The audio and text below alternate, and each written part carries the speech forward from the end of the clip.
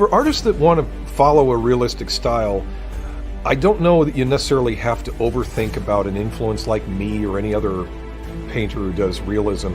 You can certainly get a lot from the pieces that we've done, maybe even imitate some of those compositions, but I think you'll find your own way once you're just studying reality, which is what I would do. I mean, if I'm going to look at people, things, photographs, it's beneficial to start shooting your own if you can get into that. And these days, since everybody's got a camera, that's not so much of an issue anymore. Being able to study life as the basis for something is the best.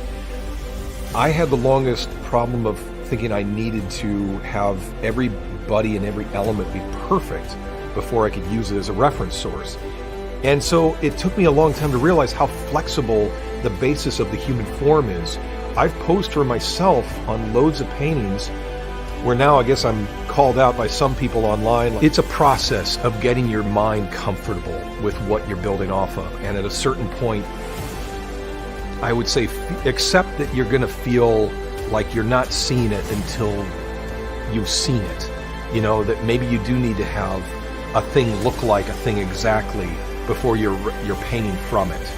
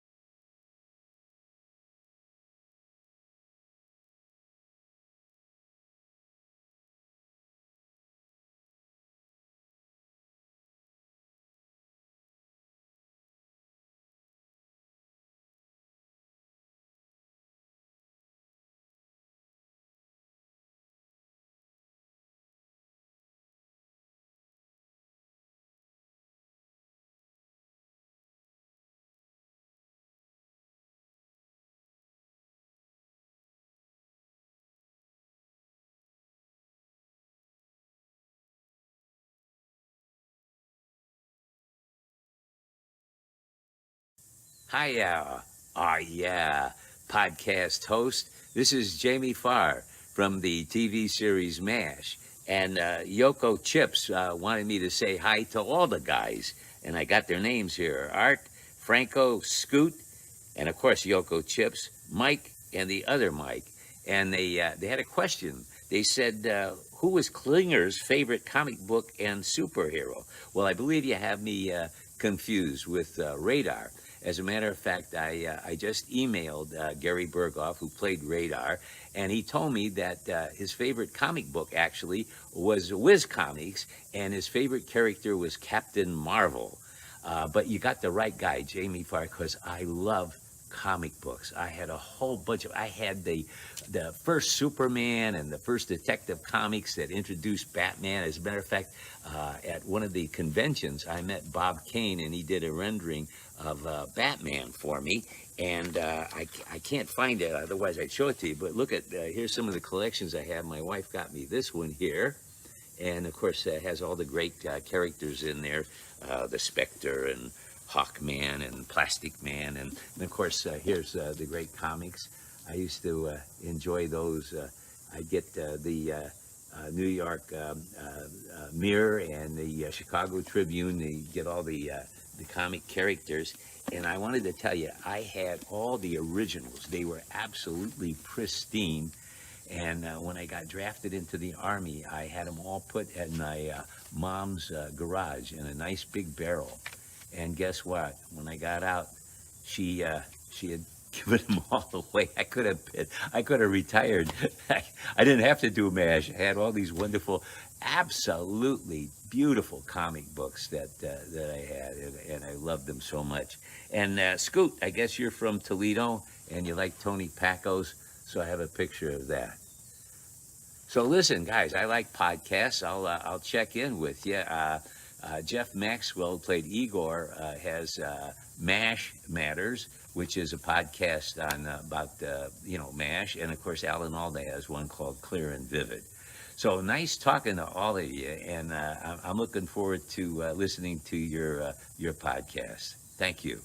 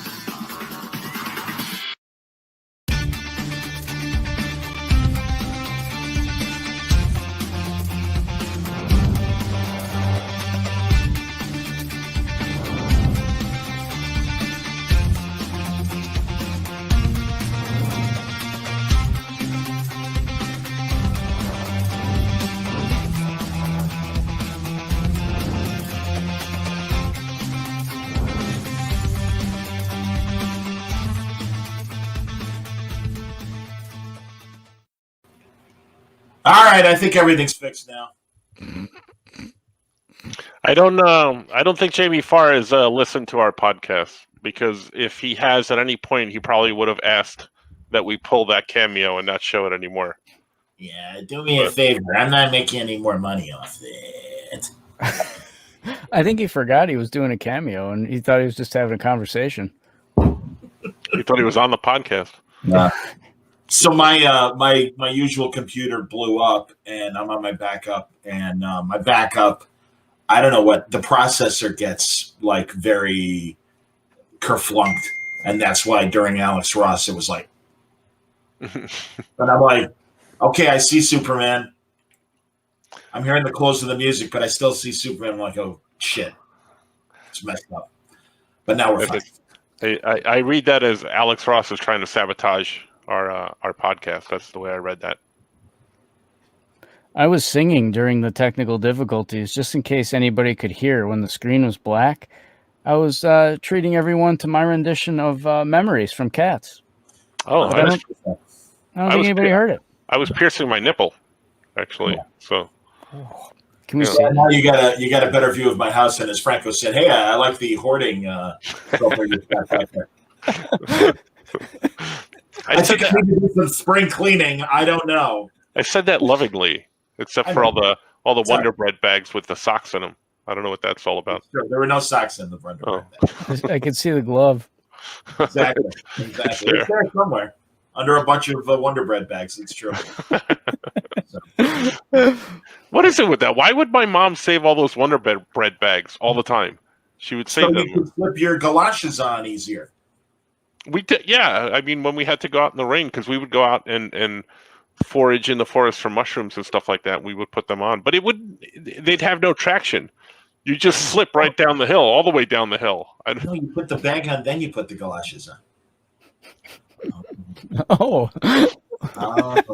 No wonder I would slide down the hill all the time. I don't know how to break it to your mama, but yeah, that's this is how you do it. In the words of who sang that song? This is how you do it. This is how we do it. I believe it was Aretha Franklin. I believe it was your mama, exactly. Hey, Jim Neighbors. Wow. Jim Neighbors. Yeah, it was Jim Neighbors. This is how you do it. I don't know what it is. Did I talk about Jim Neighbors on the last podcast? Oh, we all know. Go ahead. Let's hear it again. No, I think I brought it up for whatever reason. I think I saw him somewhere, and since the last, what did we do, like a week ago or so, maybe more? Yeah, something like that. No, close to like a week ago. Since then, I've seen him on 7 different programs. Like, I saw him on an episode of The Love Boat. He was on an episode of the Carol Burnett Show. He was on an episode. That's what it was. I brought it up because I saw him on The Muppet Show. But then I saw him on the Carol Burnett Show. I saw him on The Love Boat. I saw him. I saw him on like all these different programs. I honestly think I'm being haunted by the ghost of Jim Neighbors. Lucky. Well, Carol He had Burnett, Wonder Bread bags on his hands when he sang. Carol Burnett used to have him on the first episode of her variety show every season, and that was like her good luck charm that it would be a good season. And she was on for 11 years, so something must be right. I didn't know that. Wow. You can see Carol Burnett trivia right here. Don't worry. Wow. We got you covered here on the podcast. Innocuously, I just bring that up, and Johnny knows a fact about it. Exactly. Wow. And no, and I'm so glad you're watching The Love Boat because I've been watching it as well. Go far. Decades after the Odd Couple Hour. Well, I was watching it because it was on Pluto. They have a whole 24-hour channel. Yeah, they got a Love Boat channel. So I was watching it on Pluto. And Gopher, he called Gopher, and it was the one. There. I'm the captain of a ship now. The episode I saw was Jim Neighbors was a talkative type, and nobody wanted to hang out with him. And then at the end, did he do the Gomer voice? He did, golly, and for some inexplicable reason, he turned out to be a jewel thief at the end. That's fantastic. And then not Diane Carroll. Is it Diane Carroll? She was on Dynasty. Diane Cannon? Yeah, it was Diane Carroll. No. Diane Carroll. She had a fling with Isaac. She was doing Isaac in the stateroom, and and then she left him. She left him at sea, because she was the understatement. Because Captain Stubing. He wanted her to sing because she was a big star and she was being a recluse on the ship. Mm-hmm. Sure. So, yeah. Okay, because I saw one yesterday that was on Decades, and Charo had that recurring character she would do, April. Yeah. And I'm trying to remember who. Well, I don't know if they were a love connection or not, because I only watched like 5 minutes of it, and then my head was ready to explode, so I had to change the channel.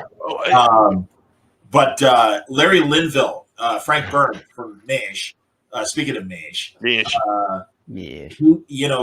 had like kids that were on the ship as well, and they were very boisterous and like out of control. And Dodie Goodman was the nanny that was taking care of them, and the kids pulled a prank where, hey, room service is here, and there was a domed covered table on wheels. And when the old lady with Dodie Goodman pulls open the dome, one little boy was sticking out like his head was on a plate, and he had an apple in his mouth. He's like, and she's like, ah! And because April was talking to Larry Linville, Frank Burns, and then whatever the hell she was saying to him, I didn't know. I didn't want to know.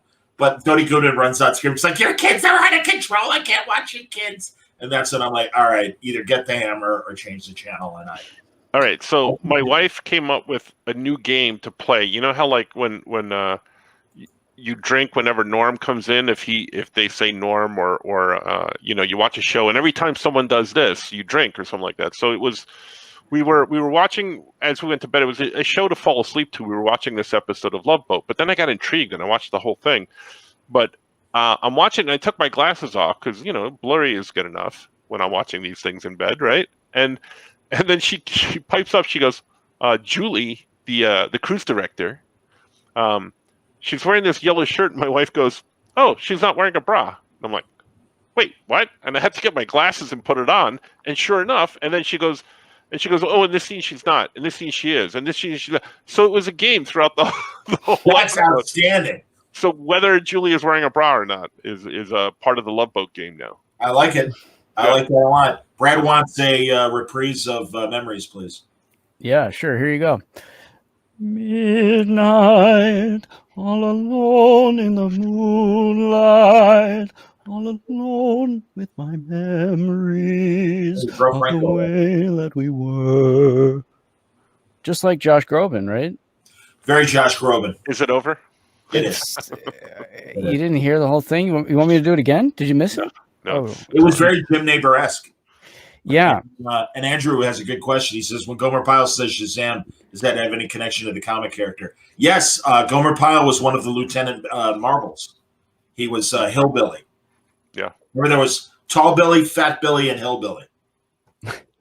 And they would have, and in today's environment, Fat Billy, of course, would be the creators of Captain Marvel would be accused of fat Billy shaming. Mm-hmm. Yes. Everybody back in the day had a Fat Billy. Yeah, I get it.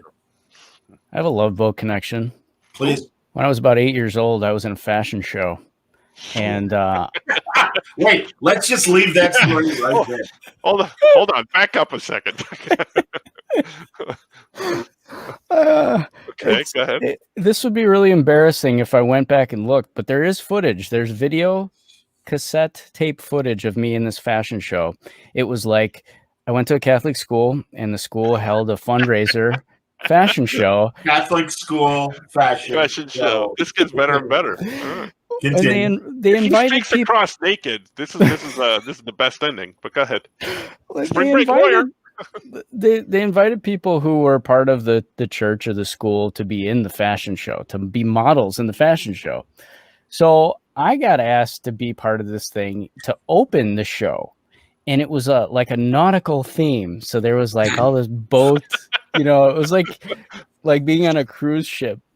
And hey, little kid, are you seasick? Come on over here. There are a lot of crosses all over the place, just like a cruise ship. Go on. So I come out at the beginning, and I'm lip syncing to the Love Boat theme song. The Love Boat theme song is playing, and I'm coming out. Love, exciting, and new. I still know all the words to this day. Come aboard. We're expecting you. And I'm coming out there like this. I'm this little kid, and I'm doing this kind of dance. I'm wearing like a cardigan sweater and a captain's hat. And I'm the only one out there opening this whole thing. And I'm looking around, and people are dying. They're laughing. And in my head, I'm going, am I doing something wrong? I wasn't expecting this to be entertaining for people in this way, but apparently it was. So I finished. I walked off the stage, and that was the big opening. So you need to get this tape. We need to play it on here. We can't. We got to call Skokie Spidey and demand that you cough it up. Come on, lady. We're gonna get more viewers than we did when we showed Spring Break Lawyer clips. We are prepared to show more clips of Spring Break Lawyer as well. There's more Mike footage.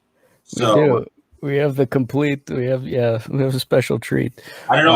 I don't know if we want to wait for Artie and Scoop before we show that video and tease. Yeah. Let's wait in case. I think we need everybody here, but I really love the beginning of that story saying, "I was in a fashion show when I was 8 years old." Yeah, for sure. Well, and the weird thing too was after the fashion show, it was a one-time thing. It was one day and it was done. But then but I'm having a hell of a time. Let's do it next year. Okay, Father. There was a priest in there. There were a couple of them who were like models in the fashion show. There's Father Guido sporting a lovely bathing suit for beach. What the hell were they modeling? Hey, had a freak guy. All right, look at my holy balls over there. By there.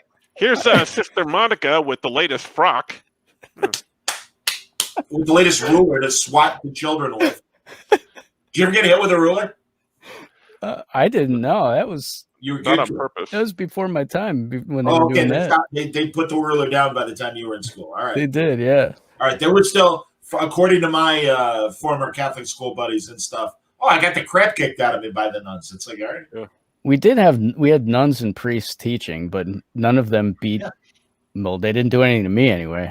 I can't speak for my classmates. I told you guys I lived next to when I was living in right by O'Hare, right by the airport. I had an apartment for several years, and I think this might have been actually before we were podcasting, but I lived next door to three nuns who were in an apartment building right next door, and they were retired nuns. They could not have been nicer. They were truly the sweetest women, but. We had this little, our backyards were basically just mostly cement parking spaces for us to park behind our apartment buildings. But we did have this little patch of grass between my apartment building and their apartment building. And they used it and they would plant tomatoes and cucumbers. And this one tiny little thing. And they, again, God was on their side when it came to growing things because they would have huge produce from these cucumbers and tomatoes. You know where this is going. So literally, one day, Sister Honoria is out there, and she's got a cucumber. Of course, Honoria. Of course, that's the name. Like the size of a submarine sandwich, and that's right. And she's like, "Look at this! Have you ever seen anything this big?" And I'm like, "Dirty joke, dirty joke, dirty joke, dirty joke," and I'm like, "No, man, that's very impressive. I don't eat cucumbers." But thank you. I appreciate that. I will take more tomatoes when okay. But now every time you eat a cucumber, you think of Sister Honoria. Cucumber, yeah. I have a story about nuns. Dear Penthouse Forums, I never knew these letters were true until the following happened to me. Until the following happened at a nun next door. Did I ever tell the story about the time 4 nuns hit me? No, tell us. So tell us.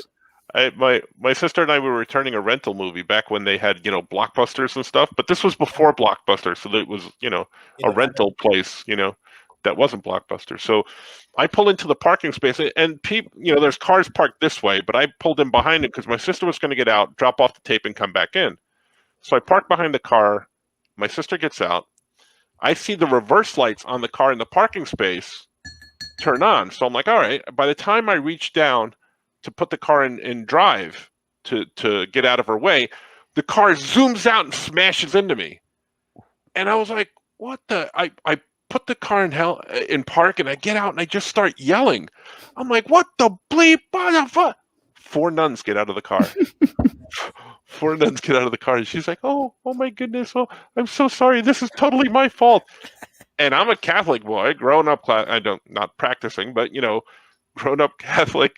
I get out of the car. The first thing I say is, no, totally my fault. It's all the Catholic guilt, But they didn't want to go through insurance, so I called my dad, and I'm like, listen, I just got into a car accident. Like, I don't know what to do. It's my first car accident, I don't know what to do. They don't want to go through insurance. My dad's like, what are you, crazy? Well, he said it in Italian, but, he goes, you never go through, you got to go through insurance. You call the police right now, blah, blah, blah. And I said, yeah, but it's 4 nuns. He goes, that's all right. We don't have to go through insurance. They paid for all the damage. They paid for the damage on the car. But, my dad's like, if you can't trust 4 nuns, who can you trust? So we don't have to go through insurance. They used that collection basket money. Yeah, that's what I'm thinking, right? All right, the church can do without a roof for another year. Pay for the boy's car. Honoria had to sell her pickles. That's my Catholic priest voice and my 1930s policeman. Okay, Rocky, off with your hands up. We know you're in there. That was a character I had on the sports radio station. I was Father Pat from Notre Dame. And it was great because it was years when they lost they were constantly losing. We don't like to read about losing in the paper. And it was great because we had guys from the Guinness Beer Company from Ireland. And they totally are like, hello, Father Pat. Very nice to meet you. How are you? Oh, you got a fine product, boys. We crack open a few after Mass every Sunday. Does Guinness make wine? They should make wine. Right, Father? Yeah, that'd be a good idea. Seriously, they double their profits. So they got a harp on the can, so it's holy. So that's awesome. More church talk here on the Oh Yeah podcast. This is the holy segment of the Oh Yeah podcast. Exactly.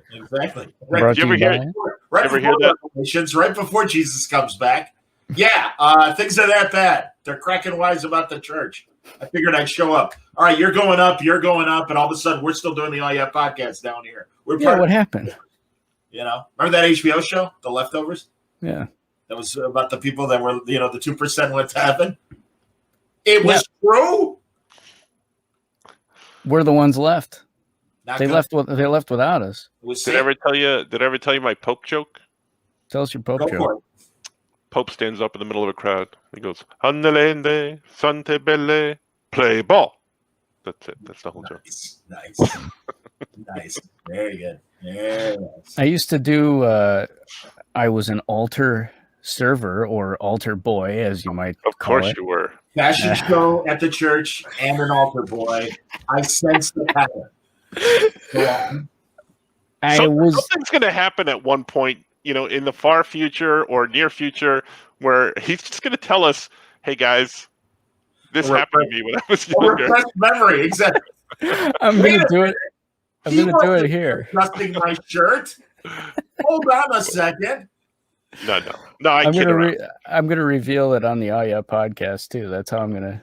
We can't the church. It's all right. We're kidding. They can handle it. 4,000 years. They can handle it. Yeah, agreed. Go thick ahead. Skin, thick, real thick. So I did. I was one of these altar boys, and one time it was time, during the mass, this hour-long ceremony. There's a point where I had to bring these glass jars of water and wine over to the priest, and he blesses them, and then the water and wine can go out to the congregation. So these things, though, they had a cap. Each of these jars, these small jars, had a cap on it, and I uncapped the water and banged the bottom of it on the table underneath and shattered the glass, and the water went everywhere. And I was panicked because, there's people out there, like 100 or something more people out there watching all of this happen. And they want their wine. They want their wine. The wine was unharmed, thankfully. Okay. It was the water that was the problem. So another kid thought quickly and went and got another bottle of water. But I was just standing there like I was frozen. I didn't know what to do. It was really embarrassing. But that was the worst of what happened. Did someone in the audience stand up, point at you, and say, "Mikey wet his pants"? Did they? No, that might have broken the tension. That might have made it better. I was. Wayne has great. More church talk. Yeah. Wayne says, "I did the tax return for the priest in my parish one year, and he lived in a mobile trailer." Oh, that's terrible. He had the best collection of red. I'm assuming that's red wine, as opposed to ref wine. That's awesome. My first priest at the Greek church was a very good family friend and would golf with my father. And when my mom was really sick, he would come every Friday and perform communion service for her just by herself and stuff. And he was the best. He was such a good guy and such a down-to-earth guy. And Greek priests are allowed to get married. So we don't have the problems that a lot of other churches have with priests and stuff because everything's all right. But yeah, he was a great guy. Father Peter, tremendous guy. We loved him. So there you go. If your parish was like mine, it was one drop of water, a liter of wine. Hey, Irish up my communion wine. Will you there, Father? No problem. I got it covered. That's all right. We had sexual education when I was in grade school. I went to Catholic grade school, and a priest was in. They divided us. They got all the girls together in one classroom for this, and then the boys in the other. And there was a priest who was decided he was going to field questions about the reproductive system and everything else. And one kid raises his hand, and he goes, "Careful, tread lightly here. Careful." Oh, I'm going to be careful. He asked, in an erection, is there an actual bone in there? When he says boner, Father, are there actual bones involved? I'll sit down and wait for my answer. That was the question. And he prefaced it. Inquiring minds want to know. He was the kid was real careful about it. He was like, "Now, I'm not joking here. This is a serious question, but is there a bone in there?"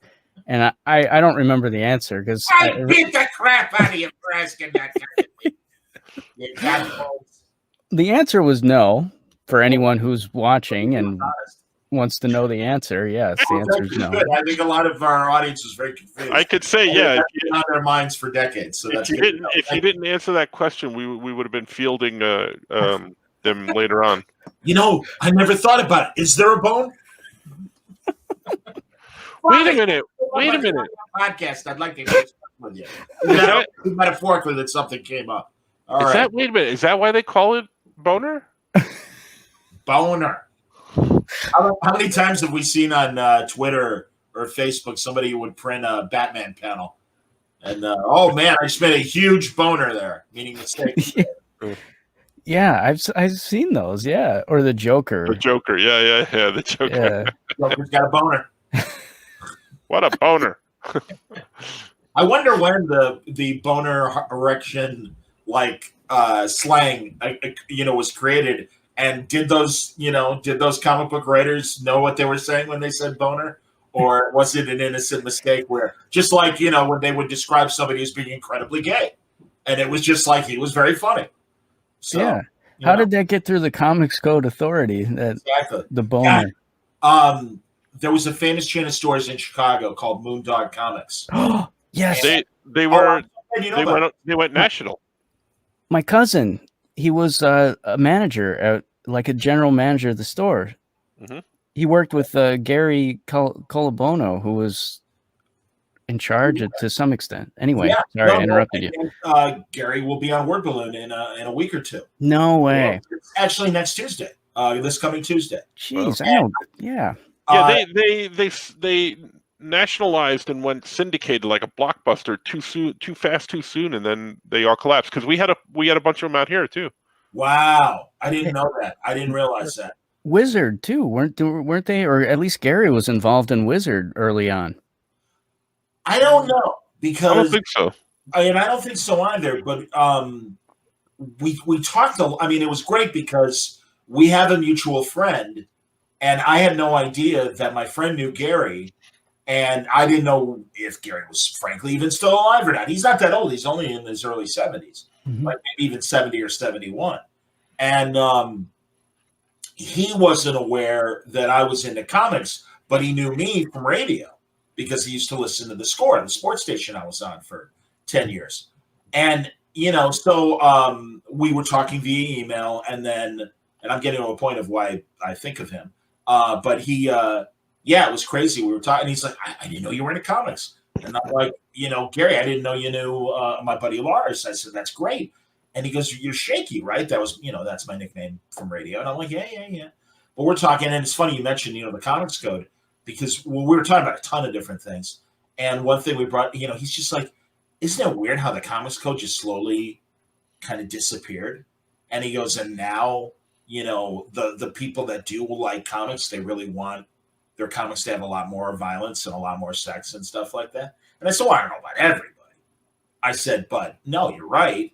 And oh my God, he just sold Heritage Auctions, does the big auctions for rare comics and stuff. Mm-hmm. He had the ash can of Action Comics #1. And if you don't know the full definition of what an ash can comic is, the publisher will basically trademark the logo and the title before the comic comes out and just do, I don't even know. I'll ask him if he knows when we talk on Tuesday how many they made.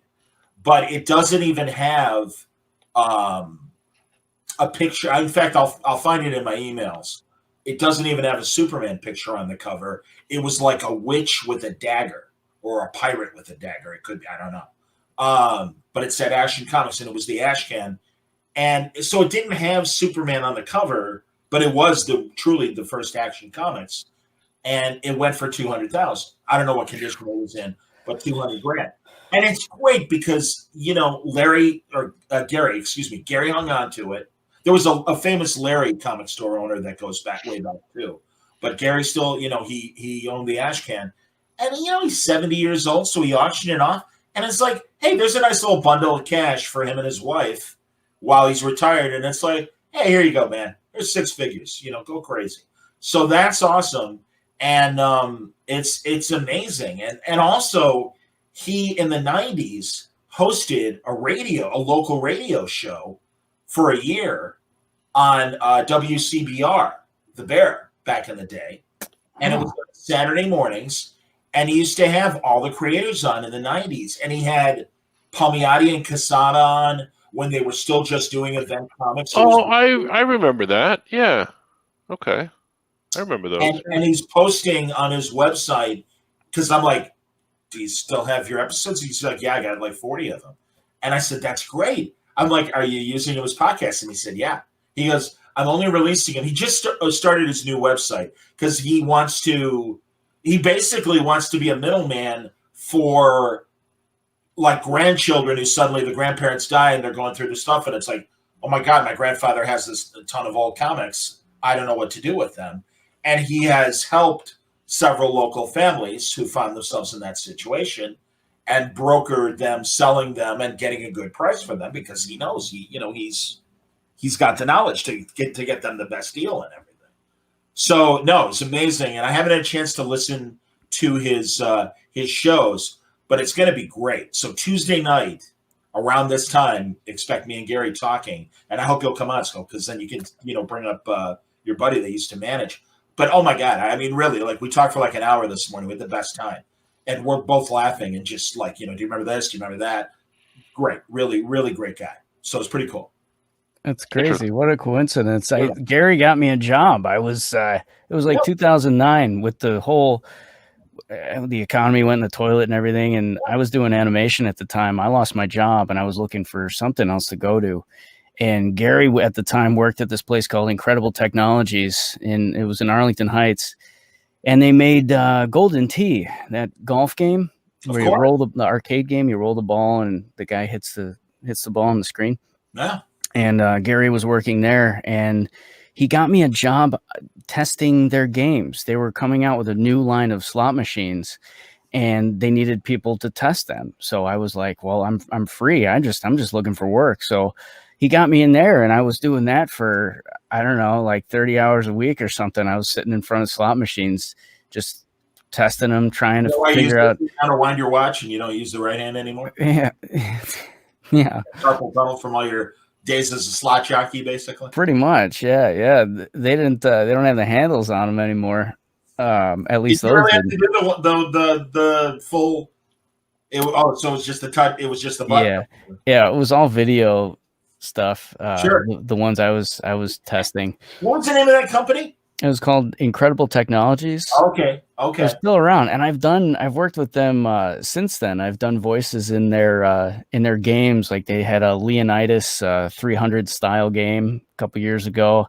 I was Leonidas commanding armies in that, and I was in an Archie. Archie, Johnny. Yeah, we talked about that on War Balloon a number of years ago. Yeah, this was the place. So yes, it was Gary who got me in there. So that's great. I'm glad he's still doing stuff with comics. Honestly, we had the best talk, and I'm really looking forward to talking to him on Tuesday. So Wayne's got another story for us. My high school gym teacher taught us that, and before the live birth movie, he put a garbage pail in the middle of the room and told us, "Don't be ashamed if you need to throw up." I with jokes about lasagna and other foods during the birthing process. Lasagna. Thank you, Wayne. Thanks for that visual. Thanks, Wayne. Now I'm never gonna be able to go through a live birth again without thinking, where does the lasagna come in? That's like on The Simpsons when they show the sex movie. Hi, I'm Troy McClure, and it was Fuzzy Bunny and his girlfriend, and they got married. And then came the wedding night, and you hear porn music, and all the kids are like, "Oh!" and then Mrs. Krabath was like, "She's faking it."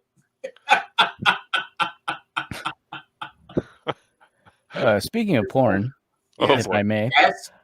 I'm not sure whether or not you guys are aware of this, but they made pornographic versions of the Cosby Show and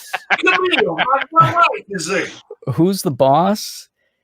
Those are the two I'm aware of. I'm sure there are more, but hey, is it okay if the girl with the big knockers, if I call her Tony, so I don't get confused? The guy who they got for Bill Cosby to do his part, he was great. I mean, he looked like he was great. He was good. He did the impression really well.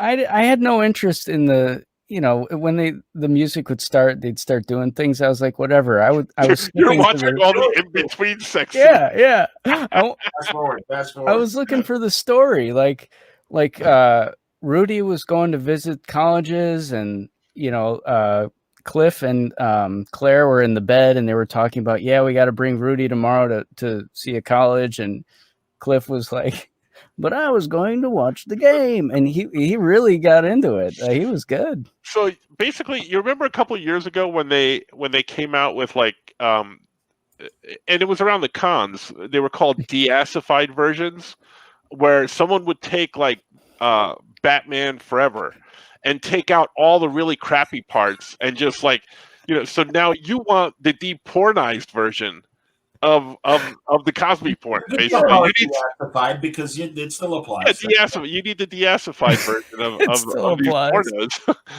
and you want to watch that 10 minutes of this Cosby show, basically. Well, those XXX superhero parodies. I mean, and it was so great going to San Diego, and you would see a Supergirl, and it was a porn actress, and instead of the S, it would have a XXX in the shield and stuff.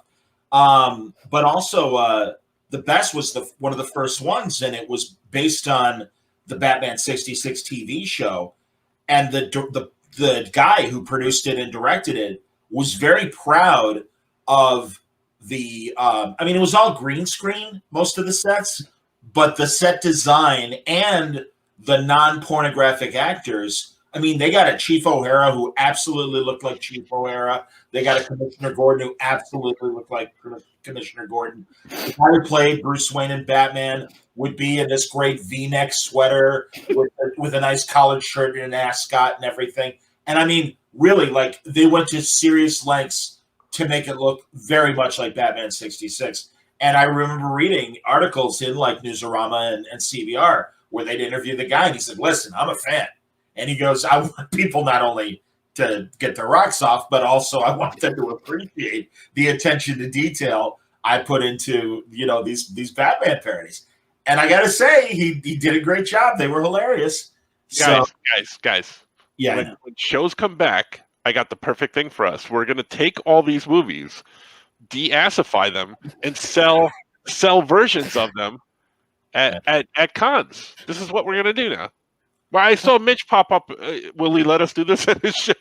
Hey, Mitch, how about it? Yeah, exactly. Yeah, we got a new booth for Terrificon. Exactly. The deassified booth. Johnny, what you were saying about the production value, the same holds true for not the Who's the Boss XXX and not the Cosby's XXX, which is what they were called. Right. The attention to detail on the sets and the costumes was really impressive. And I got to say the writing, too, to make the effort to make jokes. Oh, Mitch is here. There he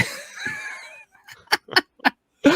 Yeah, the attention to detail and the interest they seem to take in the writing and the jokes in those in-between scenes was pretty impressive.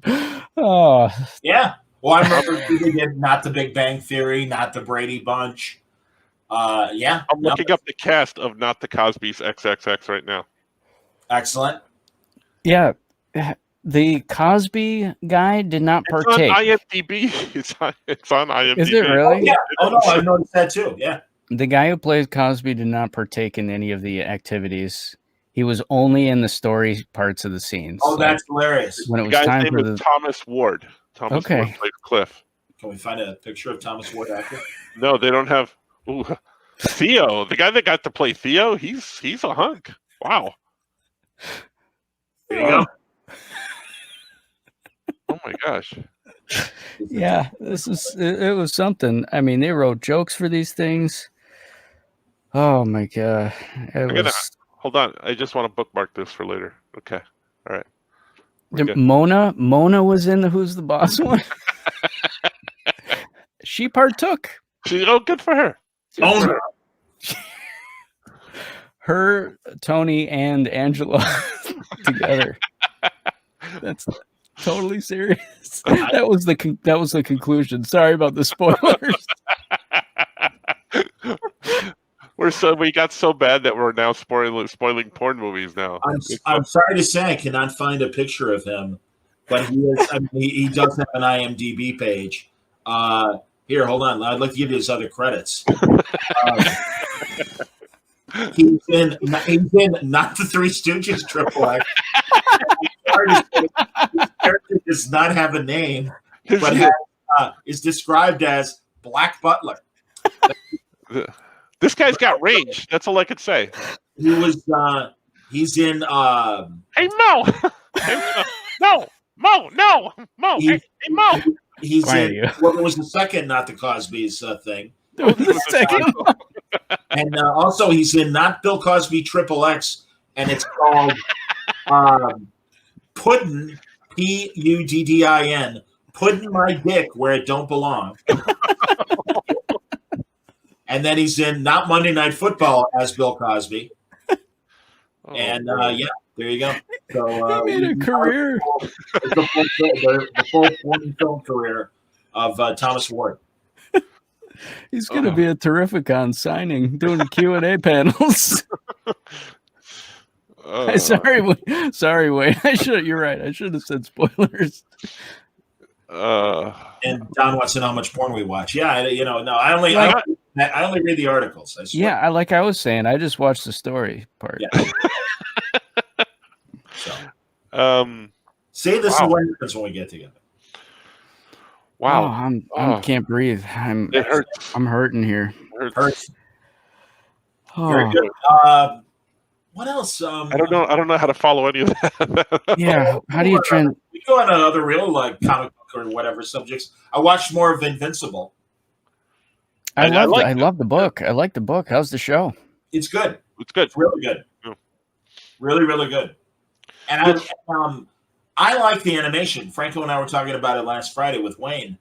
And I like the animation and the designs because it really does look like Corey Walker and Ryan Otley art, I think. Yes, absolutely. Speaking of, I'm going to plug myself now because I'm here. But this Friday, Wayne and I will be talking to Katie Cook. Nice. This Friday. So I like her. Yes, I like her. She's the we're best. going to be talking about King Kong versus Godzilla. Nice. Yeah. Or Godzilla versus I still haven't watched it yet. Yeah. I don't know if I'm in a rush to watch it. I got to be honest. It's all right. You don't have to. It disappears after 30 days on the Hobomax. I'm aware. Well, yeah, it was kind of like Wonder Woman 84. Yep. Although Chucky came through for me. He bought the DVD, and he always gives me the digital copy. Oh, there you go. So he doesn't. He'll let me take the coupon for the digital copy when he buys it. Chucky. I don't need the digital copy. I'm like, I don't need that. What do I need that for? Why does he talk like Rocky all of a sudden? That's how he talks. Oh. He looks like Nick Frost from all the British, like Shaun of the Dead and all those movies and stuff. Chucky looks exactly like Nick Frost to me. And in fact, speaking of Nick Frost, there's a show that's on regular Amazon Prime from the BBC from the early 2000s. It's called Hyperdrive. And it's only a half-hour comedy. Doesn't have a laugh track, thank God. Doesn't need a laugh track. Very funny. And it's really like the Orville, where it's basically a kind of Star Trek almost template of a ship in deep space. And supposedly the UK has now its own space program. And it's exploring deep space, doing first contact missions with planets to arrange commerce with the UK and these planets and stuff. And Nick Frost is the captain. And it's funny. It's very Orville-esque, but it's only a half hour long, as it should be. And it's a really, really funny show. And I would, if anyone watching wants to watch it, I would suggest you start with the second episode more so than the first one. They're all self-contained and really like there is no story progression where you need to see the first episode. They explain the concept of the show in the opening and the theme music for the show and everything. And the second episode is really funnier than the first one. So I would just say start with that and you'll enjoy it. So, does it suck real bad like the Orville?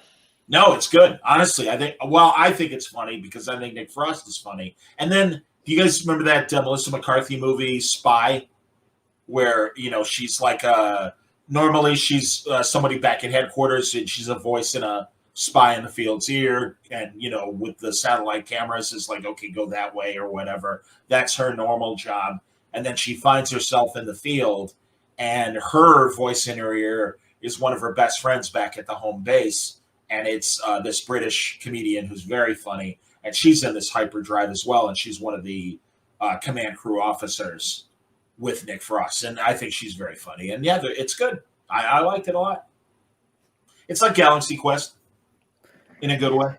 And I do like the Orville. For real. Yeah, boy. See me and Skokie like the Orville, man. I do. I genuinely do. Man, I can't wait for that third season. Well, I don't know what the hell's taking so long. I'm glad they're still doing it. And unfortunately, it sounds like that's the only season they're going to do on Hulu. Oh, Well, that's a shame. Yeah, it is. I mean, I really felt like it got better in the second season, and I am convinced that they, man, maybe that's why they took their time with this third season. They wanted to be as good as it can be. I don't know. I hope so. I hope that's true. Did you know it was First Contact Day Monday as far as Star Trek goes? I had no idea until halfway through Monday. I heard about that. Is that like the exact day for? And explain to me what that was exactly. Well, in the movie Star Trek First Contact, one of the Next Generation movies, they actually give April 5th, whatever year it was, 21, whatever. That's supposedly when the Vulcans landed on Earth and the humans had first contact with their first alien race, and it's the Vulcans. And it was all, this year happens to be the 25th anniversary of the First Contact movie. So they did a bunch of panels, and it gave them an excuse to tease new dates for the new Star Trek shows that are coming up. But they did a 40-minute panel, and it was Patrick Stewart. I'll say characters. It's faster. Picard, Riker, Data, and Wesley was the moderator of the panel. And they had the Borg Queen, Alice Krieg, on there as well. And it's the first time I've ever seen her on camera doing any sort of Star Trek thing. And it was cool. They actually had, interesting stories about the making of that movie in general. And then they had, and Mike, you'll appreciate this because they had a half-hour panel about comedy in Star Trek in general.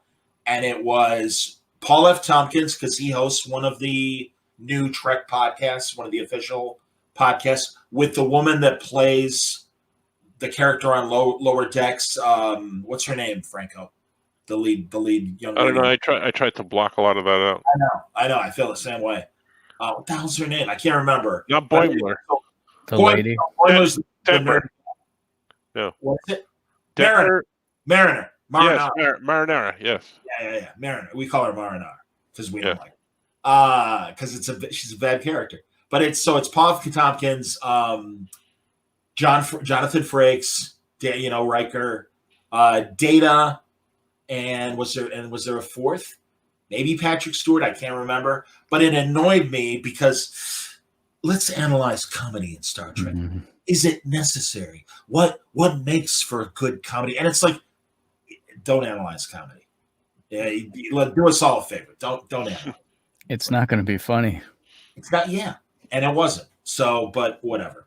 But the news they gave was Lower Decks is coming back. Oh, it was the creator of Lower Decks, Mike McMahon, who honestly, I like him. I mean, I don't agree. I was more disappointed than happy with Lower Decks. It was the first season. I give and who the hell am I? But every Star Trek, like I say, every week I'm like, well, maybe I'll like this episode. Maybe I'll like this. And I mean it. It's genuine. It's like, I hope so. But so Lower Decks is coming back for its second season in August. So really only 4 months away. They haven't given a date yet for Star Trek Prodigy, the kids show. But they did put out, and I'll see if I can find an image. They released some images, right? Yeah, Janeway. And also they said Janeway is a hologram on the ship. And that's why she's still Captain Janeway and not Admiral. Oh, like Robert Picardo, right? The Doctor, yeah. Right.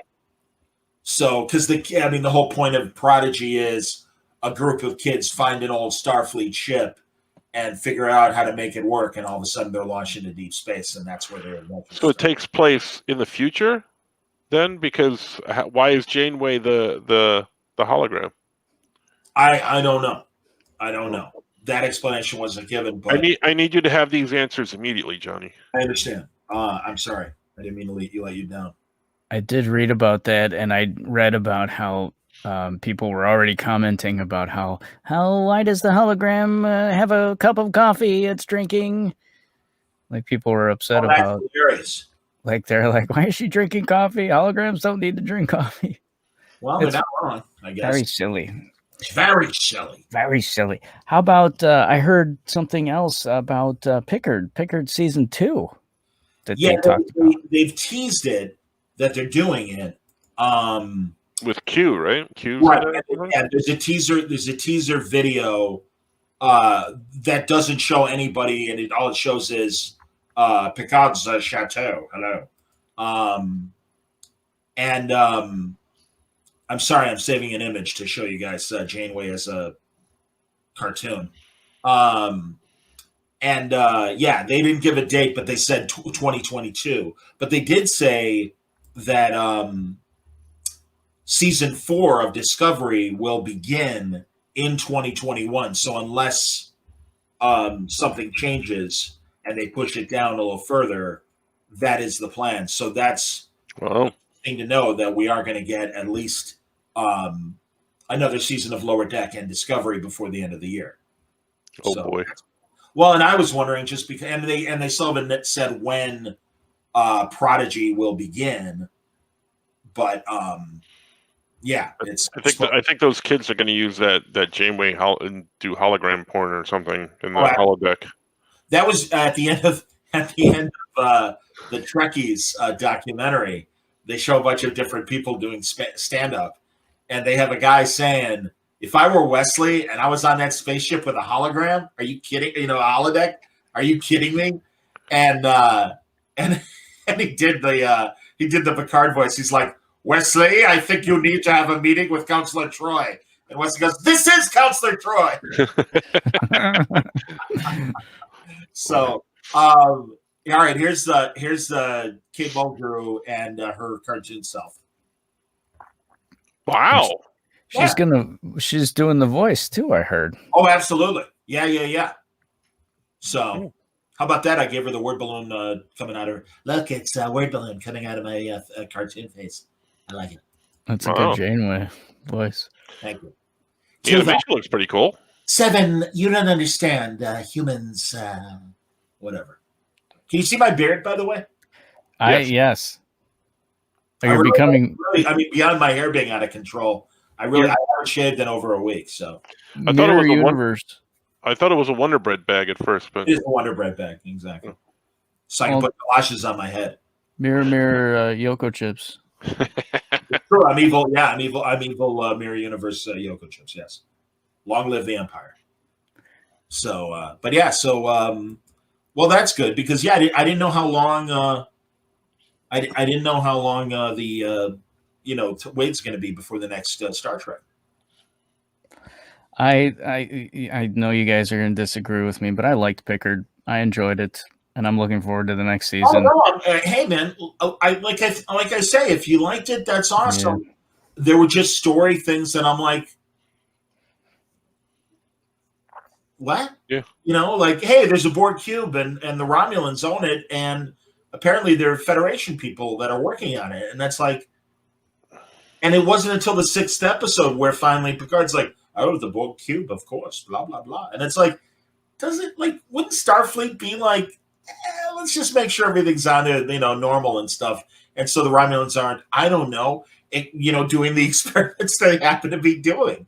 It just seemed like it didn't make sense to me. Like, it'd be fine if it was just in like whatever part of Romulan space wasn't affected by the explosion and everything of Romulus, and that they were just doing their thing, and if there were only Romulans doing it, okay, that's Romulan business, whatever, we don't know what's happening, that's fine. But the fact that they opened it up to Trills and humans and stuff, supposedly, and it's like, okay, like, it would be like, an American going to work for Russia, and, like, the U.S. government be like, yeah, okay, we don't know what's happening. And it's like, I don't think it works that way.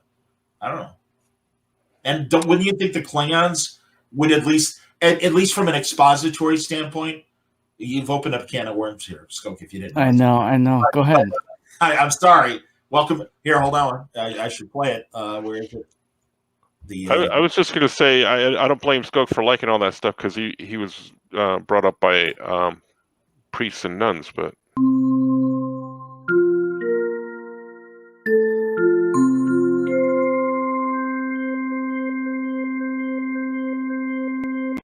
We interrupt this podcast to bring you another edition of Trek.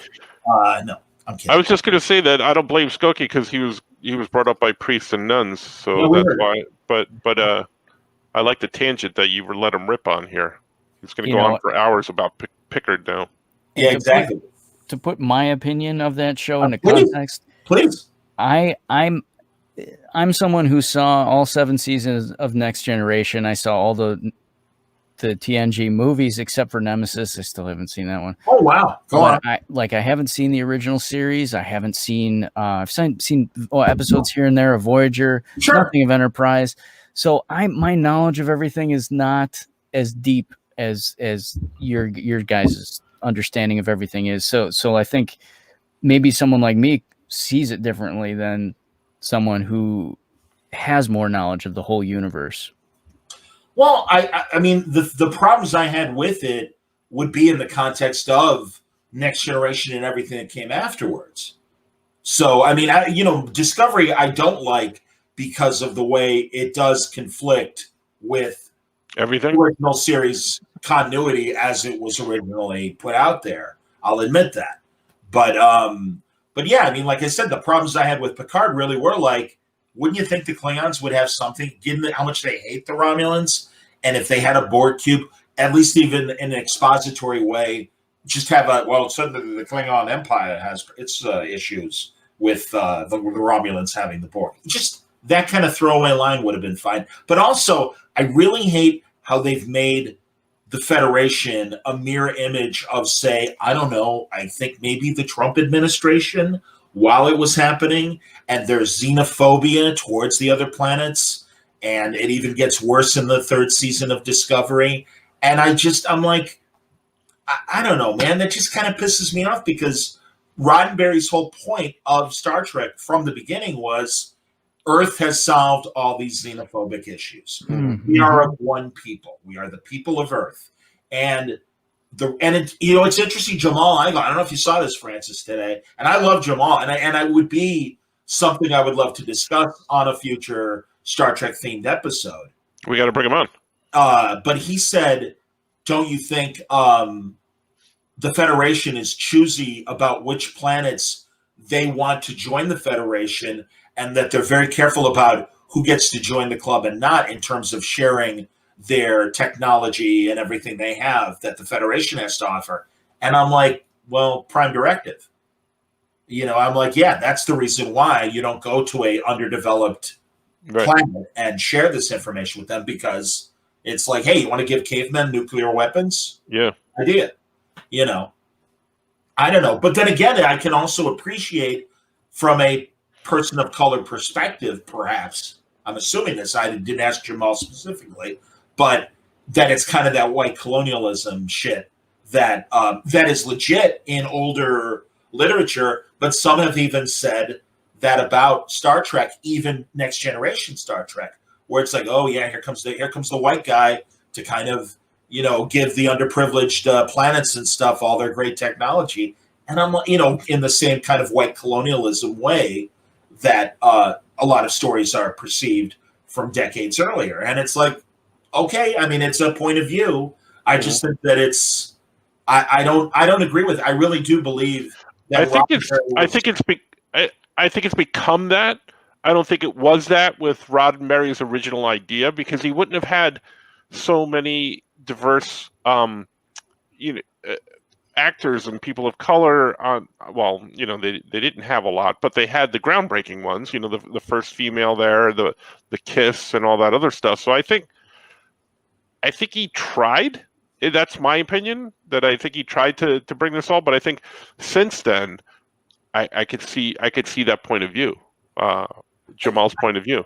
But again, and then Jamal's close enough to our age where I understand a younger person might think that, and also again as they were raised. But I do think it's important, as you just said, to point out, well, that may be the perception, but I don't think that was Roddenberry's intent.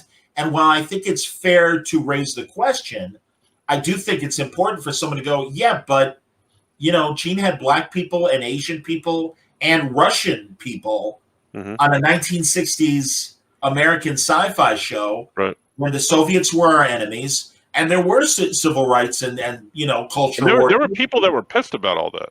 Right. Yeah. And that's the thing. And Roddenberry's like, no, in the future, we're going to solve all that shit. So I think, well, it's fair to Why was say, he wrong? well, and No, I there's know. and they yeah, but honestly, Franco, that's like maybe that's the point that the writers are making, Right. that with the best intentions, we're human beings and we're still going to be assholes at the end. I don't know, but yeah, I don't know. But I mean, again, forgive me for breaking into a Star Trek tangent. And Brad wants to know: do we think they'll ever make another Star Trek movie? I think they will. I don't know how long it's going to take, because beyond getting whatever they think would be the right formula for a movie, Paramount's like one of the most messed up studios, because they haven't had that many hits in the last 5 or 6 years. And the ability to make big budget movies are contingent on what have you done for me lately. Right. And it's not like they're sitting on a pile of cash. They need to go to creditors to finance these films. And, when it comes to Star Trek, those last 2 movies were bombs. They were bombs. They didn't bring in the money they were hoping for, if they broke even at all. So, There you go. To go on another Star Trek tangent, have either of you guys heard the Spock versus Q things? Yeah, there are 2 of them, right? Yes. I listened to both of them. I enjoyed them. I have not. Explain to me. Leonard Nimoy and John Delancey did live readings of this script. This what if basically Spock met Q? I remember this. Okay. What would those conversations be like? And there was some small plot to it, but the main attraction was just hearing those 2 characters talk to each other. Right. They're fantastic.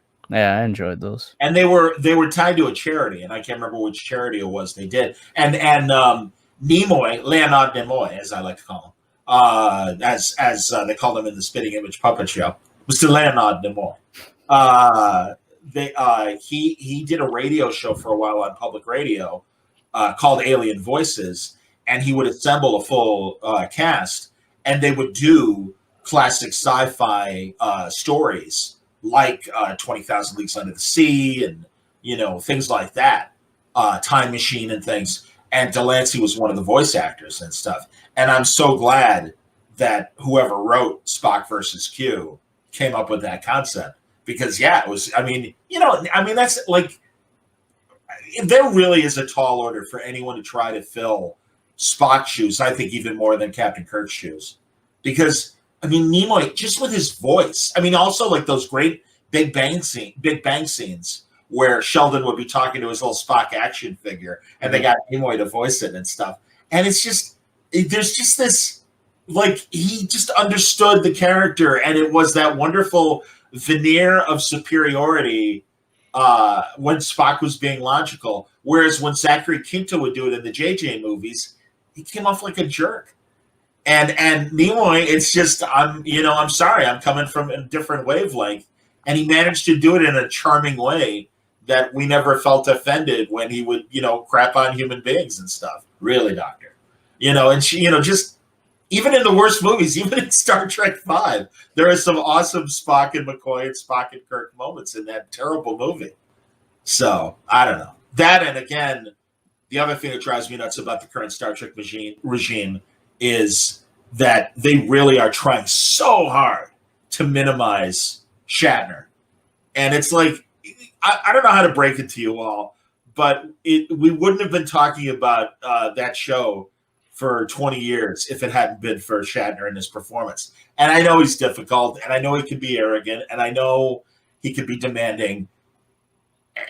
Sorry, it all started with Captain Kirk, and he's 90 years old, and he's not going to be around forever.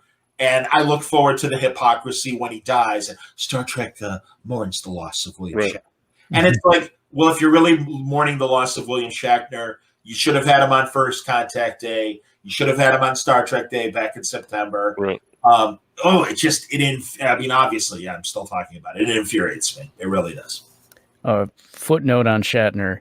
He's in a movie that I think is about to be released or was just released. Some sort of comedy with Christopher Lloyd. Yeah. Oh, I didn't know that. I don't know what it's called. Where they play older peoples. Yes. Well, again, he just turned 90. Yes. And he's the youngest 90-year-old I've ever seen because he really has so much energy and is still constant, as evidenced by this movie. I mean, it's incredible that he works as much as he does. Yeah. And is still funny as hell when he puts the charm on and stuff. Yeah, he has all his brains. Yeah. And he's selling CPAP machines or something too, isn't he? Yes, he is. It's true. Yeah, I mean, it's fine. Don says he just started watching original Trek again. It was fascinating how Nimoy created and honed Spock in the beginning. Well, yeah, I mean, and again, that kind of gives New Trek the license to have Spock smile and not be fully, stoic as he became. And if you watch those a lot of early first season episodes of the original series, he is smiling and stuff. And it's like, well, they hadn't figured out the character yet. It wasn't that Spock was like that. It was the writers hadn't really gone, oh, this will be an interesting contrast, especially to over-the-top Shatner. Let's make Nimoy even more distant and remote and everything. But that's my opinion. Hey, look who's joining us, everybody. The best in the business. Boy, oh boy. You guys still talking Star Trek? Welcome to the Oh Yeah podcast. Yeah, just be happy you didn't come in on the porn sections. That's all. I'll see you guys later.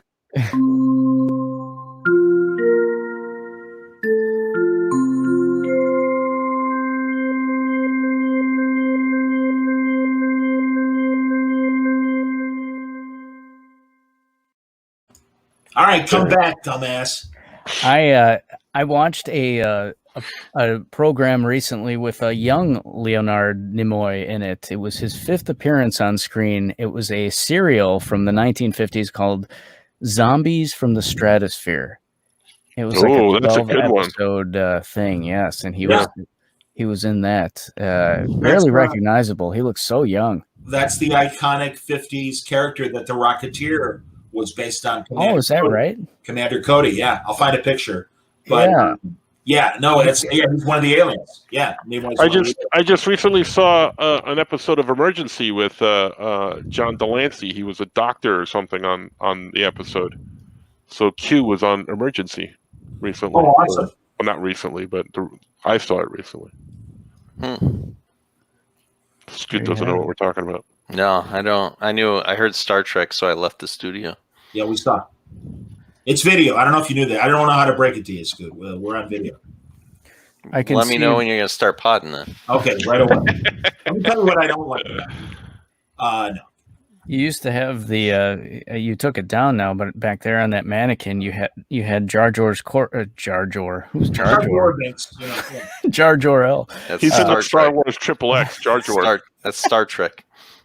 You had his corpse draped over that mannequin. It's gone now. Did you bury it? We ate him.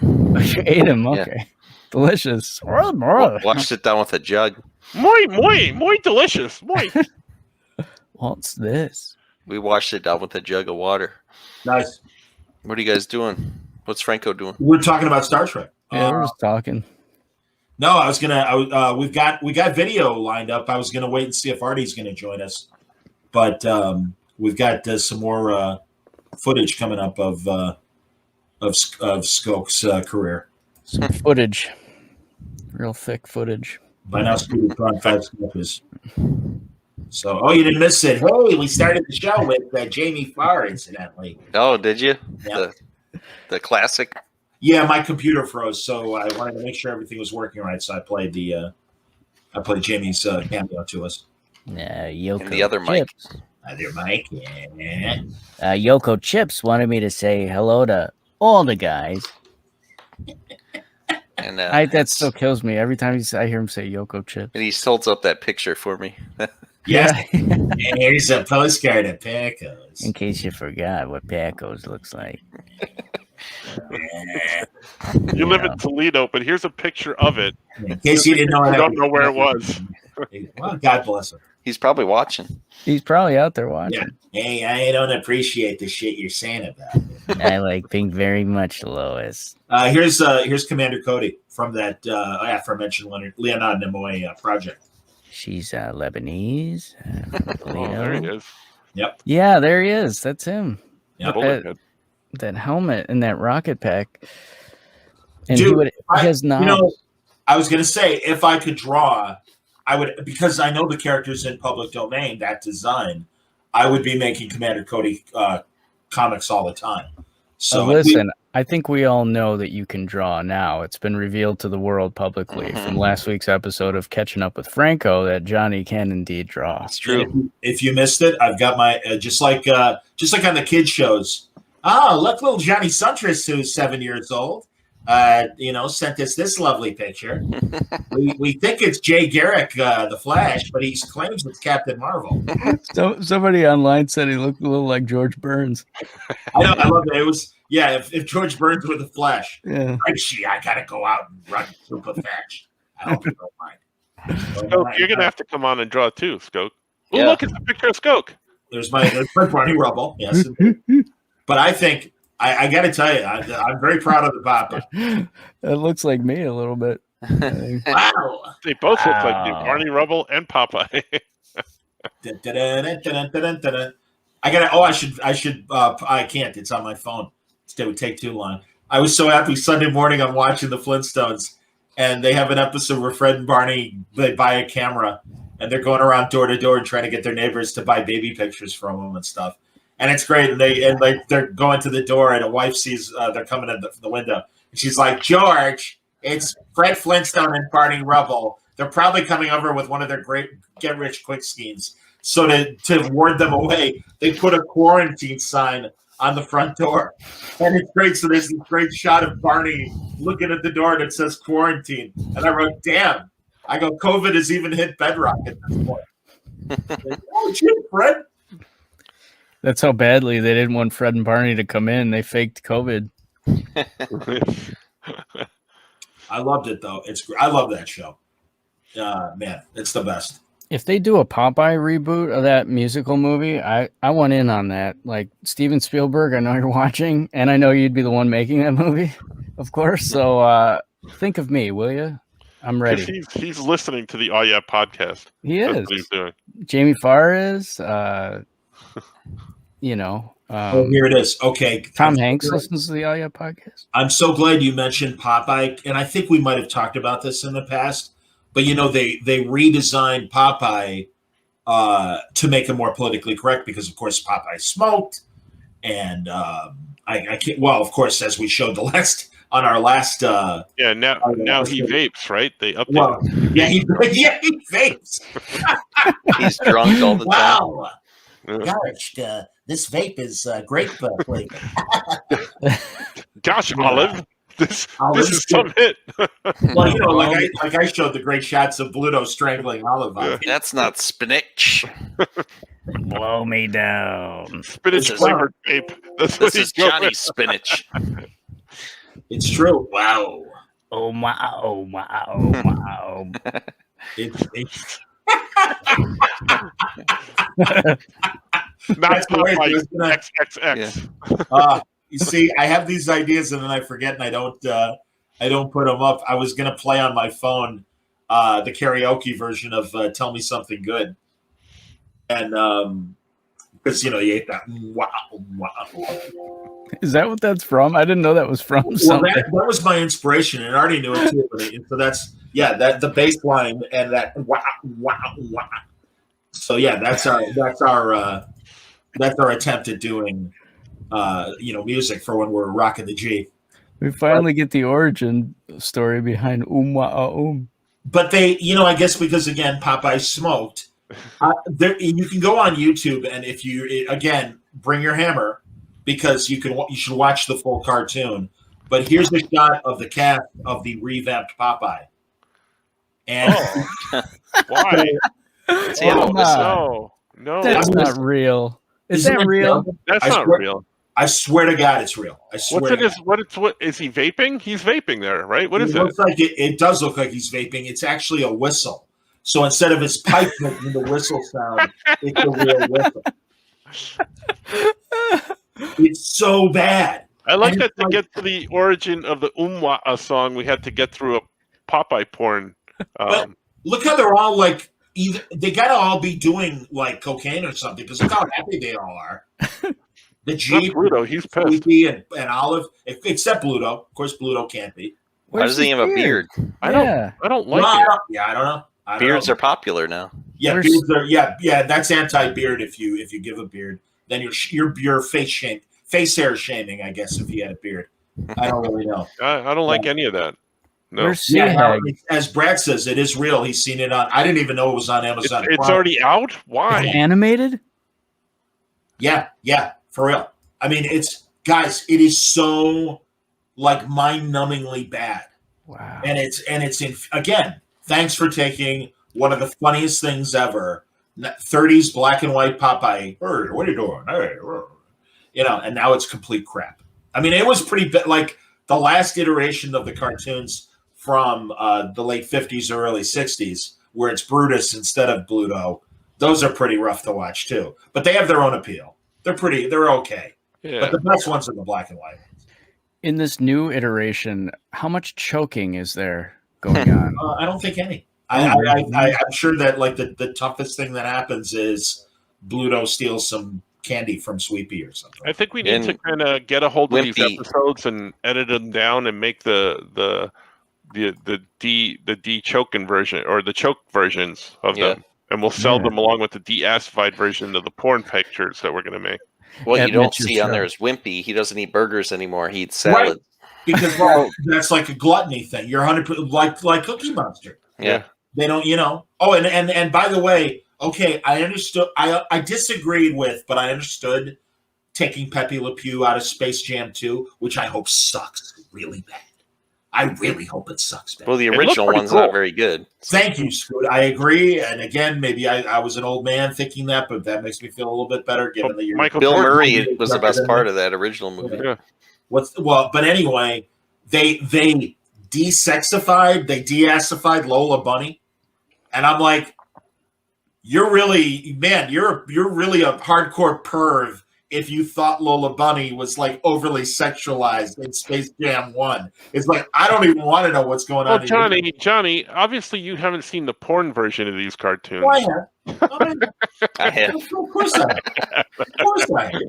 have. So I have. The stuff we were talking about earlier, are you kidding? That's the tip of the iceberg. No pun intended. Speaking of a tip of the iceberg, look at this. Oh boy. Well, I can't help but notice with Lola Bunny that they gave her a full-length T-shirt, but they also added some bonus material on the back there. Bonus material? Why? What? Bonus material. That's she's just she's got. Maybe got back. Yeah, exactly. Thank you. I'm struggling with my words. Bunny got back apparently. Yes. Thank you. Bunny got bounced. Bunny got back. I like big-butted rabbits, and I cannot lie. Yeah. All right then. I'm glad nobody's on the show right now. Wayne fans of Omaha the Cat Dancer love Lola Bunny, of course. Doll. I don't know. Whatever. Okay, sorry. Boy, that Lola Bunny. Hey, Pervo. Hassenpfeffer.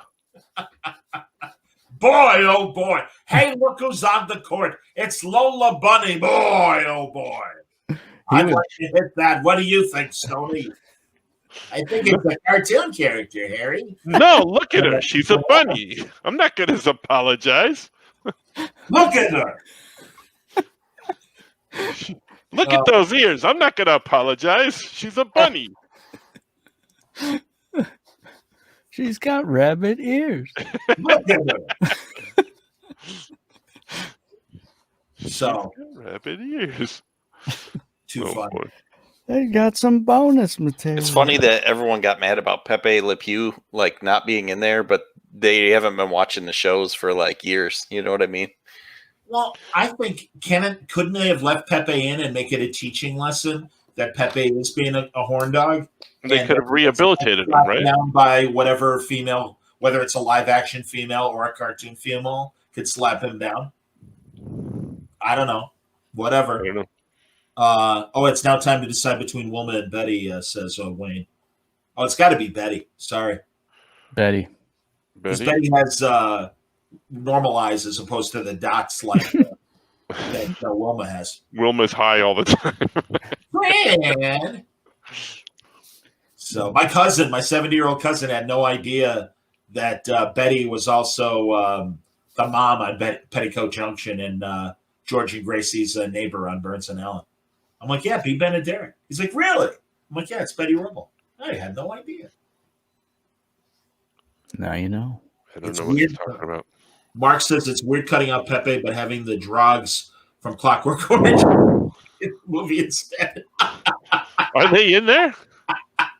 Hello, my brothers. Yeah, there's a Pennywise the Clown is in the movie too. He's in the Okay. background of one of the scenes. Wait a minute. Yeah, that's true. Wait a minute. What's happening with this movie? I thought it was a basketball movie with cartoons. What's going on? And he eats children. I've said it before. I'll say it again. When I was doing conventions in Salt Lake City, Salt Lake City. we had the crowd cosplaying was the guy doing Pennywise, and it scared the shit out of me. It's like it didn't really scare me, but I'm like, all right, I don't need an evil clown watching me do a panel right now. Thank you. In my classroom, when you go to get paper, because I have it on the shelf, you have to open up this cabinet. Right inside the door is a big picture of Pennywise the Clown, and kids are always like, Nice. Yeah. Exactly. So I just look forward to LeBron trying to match Jordan in comic stylings. And again, not that Jordan was any acting chops. Yeah, exactly. So whatever. Good luck. Good luck, LeBron. Scoot, is is Cleveland okay with LeBron now? Or are they still mad at him? They're okay since he brought him a title, the only title in the city since like the 40s or whatever. Right, since the Indians. Yeah. In Toledo, are they okay with Klinger now? Yeah. They're okay with him. They inducted him into the Mud Hens Hall of Fame. Klinger. Oh, really? Wow. Not Jamie Farr, but Klinger. Right. You know, this jersey, Mish, from Mish. It's a little gamey from Jamie. Exactly. Yes, I hope to go. I have to make the journey someday and see that gamey from Jamie shirt. Yeah, that's beautiful. Very good, Scoot. That's Well done. excellent. There he is. Boom. No, put a whistle. Get the That's pipe what he out should of there. look like. Get the pipe out of there. Put a whistle in. That's good. Here, wait. Oh. I'm going to fix it. Look. And they got This is all they had to do, and I don't know why they did that dumb whistle, because all you had to do... Put a note and put a whistle. Drop Popeye with a big... Are you putting bubbles in there? I was going to say, I bet he's putting bubbles in Yeah. there. There, that's all you had to There you do. go. There. There you go. See? Exactly. Draw Popeye with a big nose. So I ask you people, that lovely shot that Scoot had versus this bullshit. Scoot wins. Look, they even gave more hair. Look at the blonde hair. Yeah. Peeking out of the stupid cap. Well, I think he's supposed to be young. Bald or whatever. He looks like he's like 20 in that picture. Yeah, then what's Sweepy doing in there? Come on. Come on now. Yeah, I bet he doesn't run anymore where he throws his body in front of him. Like I love when he used to do that. Are his arms? No, his arms are deformed. There they are. Yep. Okay. And again, Bluto kind of heavy, but not quite fat. And look at Olive with the peace sign. Ow. Make love, not war. Ow. This is a show I never want to watch. That's a show I never want to watch. They had one either from the 80s or the 90s that I saw on Amazon Prime, and it's called Popeye and Son. And yeah, I remember that one. And Bluto has a son, and Popeye has a son, and they're in school together and stuff. Yeah, I used to watch that when I was a kid. Ooh. That was better than this, though. I've never seen this version that you just showed, but I guarantee the Popeye and Son is better than this. Yeah. Yeah, Dave Coulier did Popeye's voice. Yeah, all right. Whatever. I don't think it's much of a cockroach race, as I like to say. So, but whatever, whatever floats your proverbial Popeye boat is fine with me. Wow. On Saturday mornings on MeTV, they do an hour of Popeye cartoons, an hour of Tom and Jerry, and an hour of Looney Tunes. And it's all I don't think I like the host guy because they show up on Svengoolie every once in a while. Yeah, that's kind of the cross promotion. Yeah, and that's the daily morning show that's on at like 7 Eastern time and 6 our time. But this is a Saturday morning show, and that guy's not on the Saturday morning show. It's just the cartoons, and the cartoons are great. Oh, because that Toonie thing is driving me nuts. Hey, Give up on Svengoolie. Rod Rice says hello, Francis, and wants to you to follow up on whatever you wanted to talk to him about. But I talked to him last night, and I had a new Susha report, and it's terrible. Like, she suggested, and she's being kind of canceled even in Brazil for saying this, but it's kind of one of those things where I get it from where she was coming from, but I don't think she realized what she was saying. But she was like, she's a big vegan now and a big PETA person. And she said, instead of experimenting on animals, they ought to experiment on prisoners, convicts with COVID or anything that they experiment with animals on. And it's like, that makes sense. Yeah, that makes a lot of sense. Thanks, Susha. So here's Susha in her prime. I remember her. So cutie. And did you used to watch that show, her children's show? Yeah. Well, no, I remember commercials for it. During Saturday morning cartoons. I would watch that. What show was it? Why isn't that on Amazon Prime? Well, I've got 2 stills from the Susha show, and what disturbs me about Susha, for people who don't know who Susha is, it's XUXA, and you can find clips on YouTube. But it was this international children's show, and she would dance and sing surrounded by children, and they'd be waving little international flags representing their countries and stuff. And she would dance with essentially furries, big giant animals, fur costumes and stuff. But she was always dressed, as Harry would say, very provocatively for a children's host. For example, there's Susha in her fine little boots and her tiny little shorts and her half shirt showing her belly. And look, she's got a little admiral outfit on.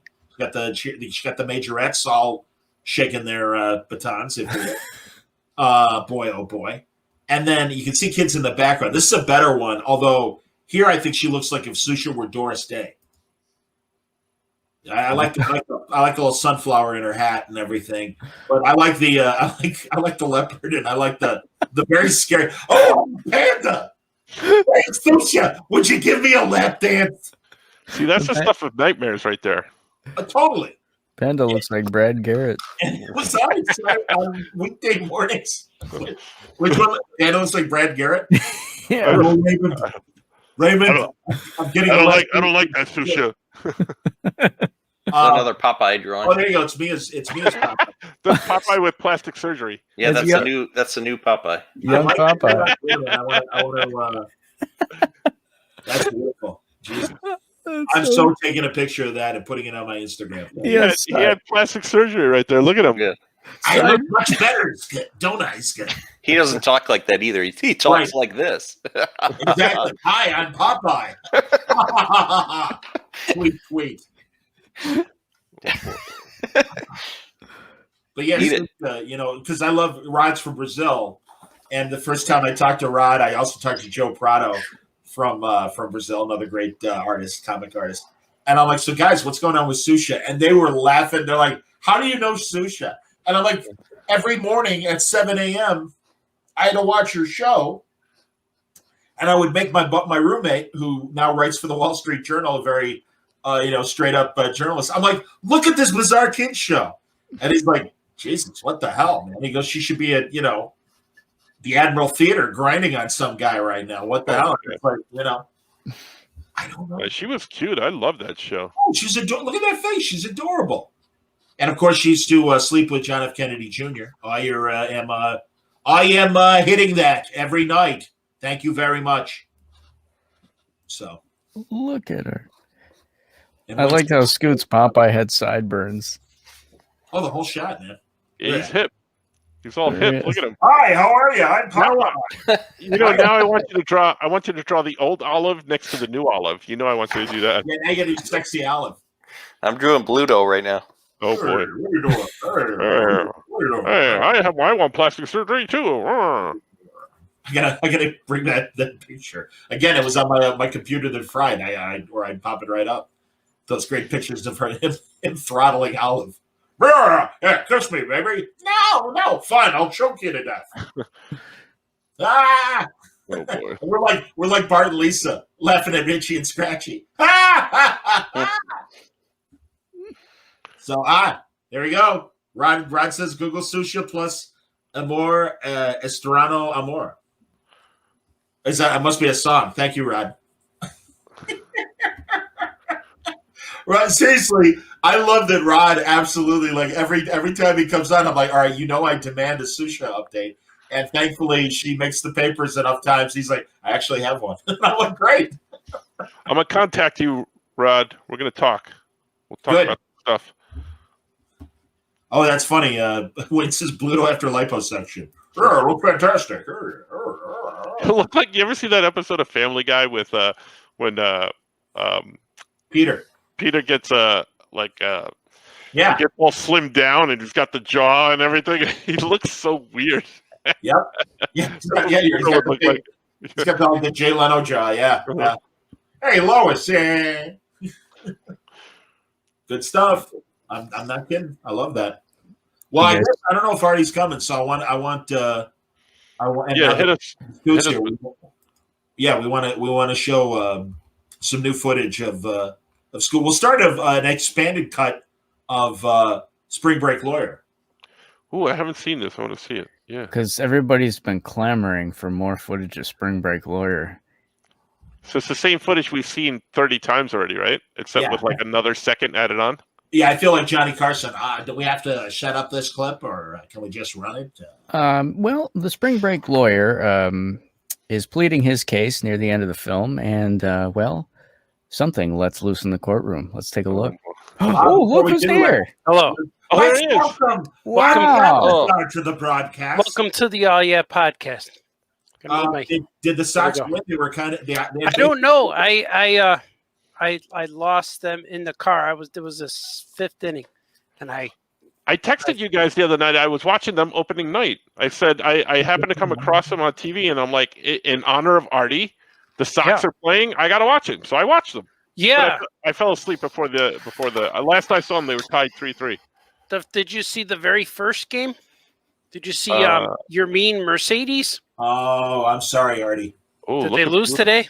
Yeah, they lost. I know they were losing like 7-4 or something like that. Wow, look at that. When I saw them, they were winning 4-3. Yeah. Oh, that's a great Bluto. Stand by.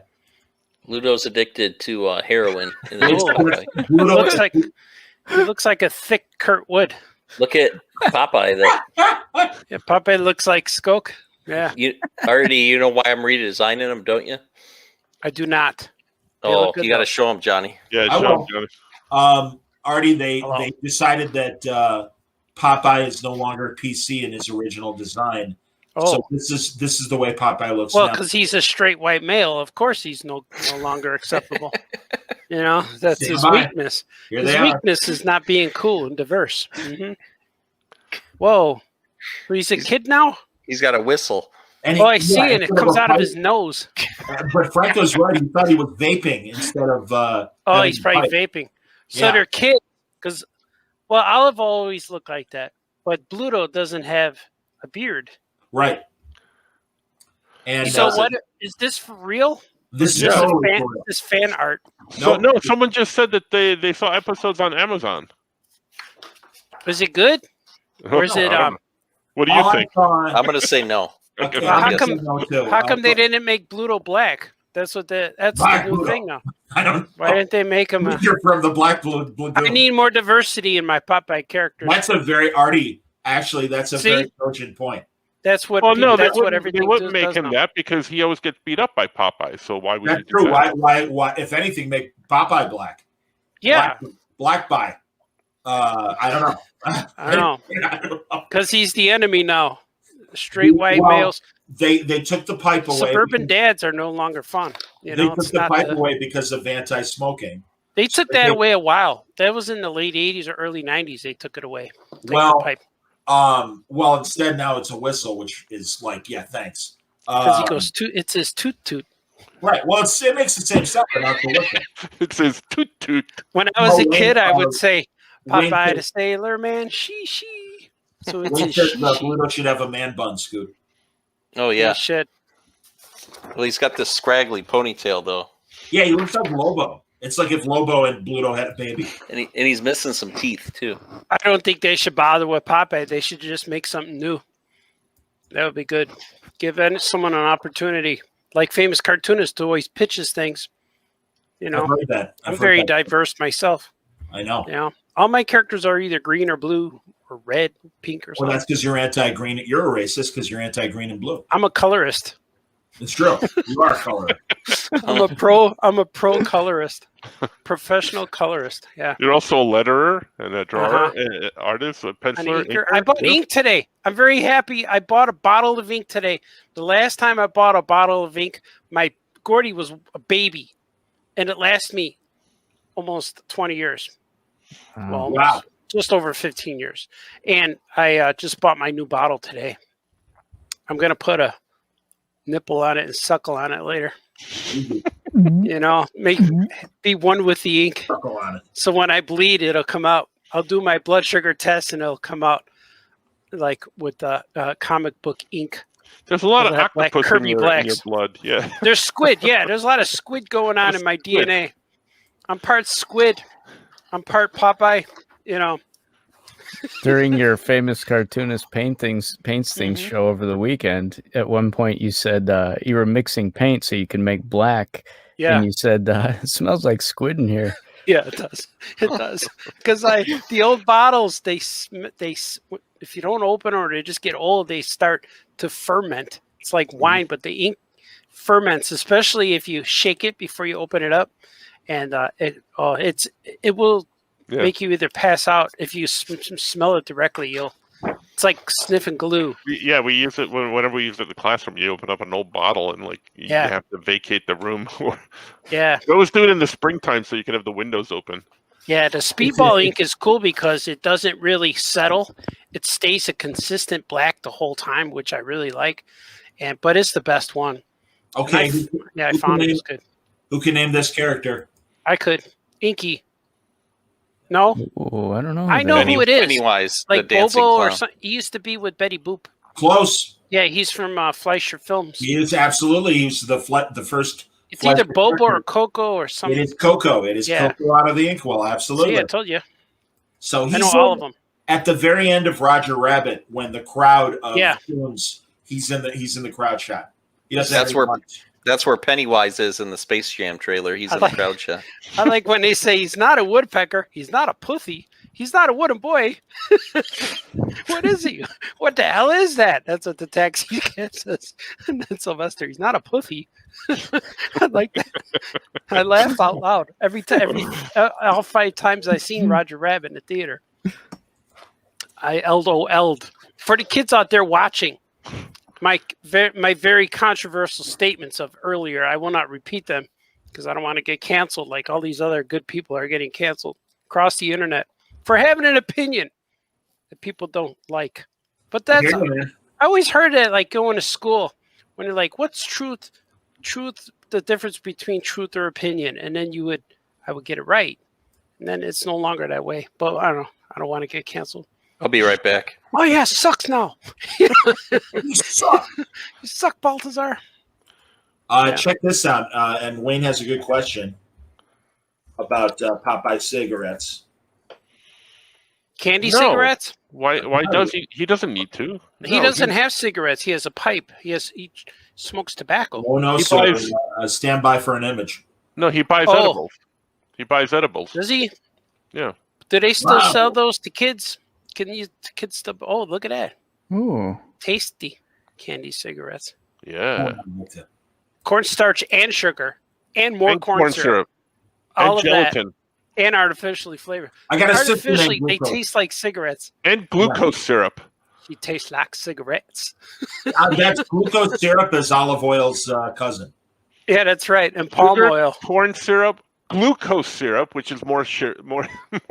Yeah, it's like cornstarch, then sugar, corn syrup, which is also sugar, glucose syrup, which is also sugar. It's like, here's 3 different ways that you could name sugar. Hey, that's 3 ingredients. What's up, sugar? Hey, gelatine. I like gelatine. Gelatine is fantastic. Yes, I remember. Gelatini. I remember in the 50s. She was one of my favorite characters on TV. She was my favorite burlesque dancer, Gelatine. Put your hands together. Put your hands together for gelatine. I'll say it. I got no problem with that. That's funny. You know what's funny? I do. I was watching. Coming to America on the Paramount Channel, and they totally trimmed the scenes before Randy Watson and sexual chocolate. Did they really? The original one? Well, because he has all the beauty pageant contestants turn around, and they all got really tiny shorts that are showing their cheeks, and they took he's like, look at that, and he's I don't remember that part. Looking butts, and yeah. Was that in the new movie or the original? No, it's in the original, but they cut it. They trimmed the scene, and I'm like, man, you guys got issues. Whatever. People are afraid. People are afraid. It's ridiculous. Don't be afraid, Johnny. I know you're not scared. And John put the boots on and go out there. Got to trudge through the. You know what to do is what I've been doing is watching Walking Dead. We're binging it, and my wife is getting brave now. And now every time when we come home, she refers to the house as our sanctuary. And I tell the kids when I took them in at night, I said, "Make sure you're safe. You'll be here lay down tonight." So, if you want to get strength, you watch Walking Dead, and you'll feel different. You'll put your boots on and go out there and trudge through the mud and all you're doing is getting your mail. When you used to put your boots on, would you have bread bags on your feet so you could slip into the boots easier? I did when I went to Mexico. All right. That's enough, Johnny. Thank you. When I went to Mexico, I did that because I had holes in my shoes. Oh, we're walking. Now that I zoomed in a little bit, my usual clutter looks less cluttery. Me too. Yeah, I think this is better. All right, Artie, right before you were going to come on, yes, we were going to show new clips from Skokie. Show me, I want to see. Yes. So first we got the extended cut of one of our favorite scenes from Spring Break Lawyer. The Snyder Cut of Snyder Spring Break Lawyer. Yeah, this is the Snyder edition of Spring Break Lawyer, yes. All right, here we go. Extended cut. 2 words. Leon Hornberger came to Spring Break to have some fun, and there is nothing wrong with that.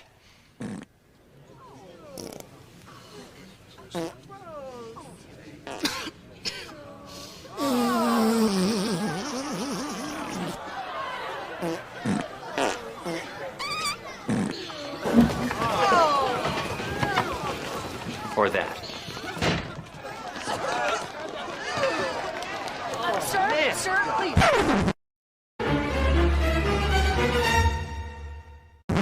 Tell us what it was like inside the courtroom. Oh, man, did you hear that guy fart? That was some grade A trouser beef. My compliments to the chef. I don't know what that kid ate, but that was amazing.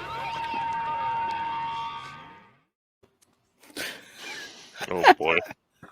And I still love the convict haircut that you had back then, Skokie. Yeah. You were prisoner number 48135. That was. It's nice that they let you out to do Spring Break Lawyer. They're like, we don't know what to write here, gentlemen. What do you got? How about they fart? Yeah, that's good. And then we kill Superman. Yeah, and then he farts. Okay, and then I gotta look at the cast list again. Was the judge Adrienne Barbeau? Oh, might have been. I don't know. I don't think so. I didn't recognize her. I will say the actor that's farting does a good job of really selling it, though. He's like shaking his head, and you can really get that feeling of like how good it felt to get that fart out. Yeah, he commits to the moment. Yeah. I felt the air, the breeze. Yeah, he's been holding that in for a while. Yeah. And thank God, thank God we got Judah Freelander commenting on the farting. But I want to wonder, I have the term extended cut. How can you cut it and have it be extended still? Well, because you're showing more. But it wouldn't be a cut. The word cut is wrong. It is. No. The extended edition, because if you extend something and cut it, it should be the shorter cut because it used to be formerly known as the extended, but now it's short. Yeah, but you just cut it because it's still a cut because the whole movie's the movie. The extended but you would be film, pre-cut. The extended film, it should be called. But if you're if you're going to the deli and you want to buy a whole pepperoni link, and you say give me the whole link, or do you want the extended cut? Or they wouldn't be extended because they would cut it and be shorter piece. So it's give me the whole extended piece. That's what it should be. Right. The entire length. Right? I don't know. Why don't you write a paper on that and we'll figure that out for you. Oh, Johnny, man, slapped it down. I was waiting for it. You got to learn the improv. The improv. Oh yes, and then what? But no, all right. A big piece. What do you? Oh, the big piece. Nice. A big piece. The big piece fell out. I Disney was talking. Oh, Mickey. Remember goldfish crackers? They have that good cheddar taste. Ooh. Mickey's on there. Yeah. Are they Mickey shapes? Yeah, some of them. Hey, the fish. Minnie, after we eat these goldfish things, why don't we get some I like it. Popeye cigarettes? Huh? Just smoke some. It would be the fish. smaller piece, and then the extended cut would be the whole thing. The whole entire piece. The entire length of it. So it should be called the entire Snyder piece. By the way, it's an It should be extended called cut the because they cut Snyder up girth. They It should cut be up called. scenes and put them together, so the whole film is cut. That's why it's an splice. extended cut. Yes, splice. It should be an entire spliced film. It's like, cut me, Mick, cut me. So that's what they do, and then they put the scenes together. The Snyder splice. I like The that. Snyder splice sounds better, right? The Snyder splice. A big piece.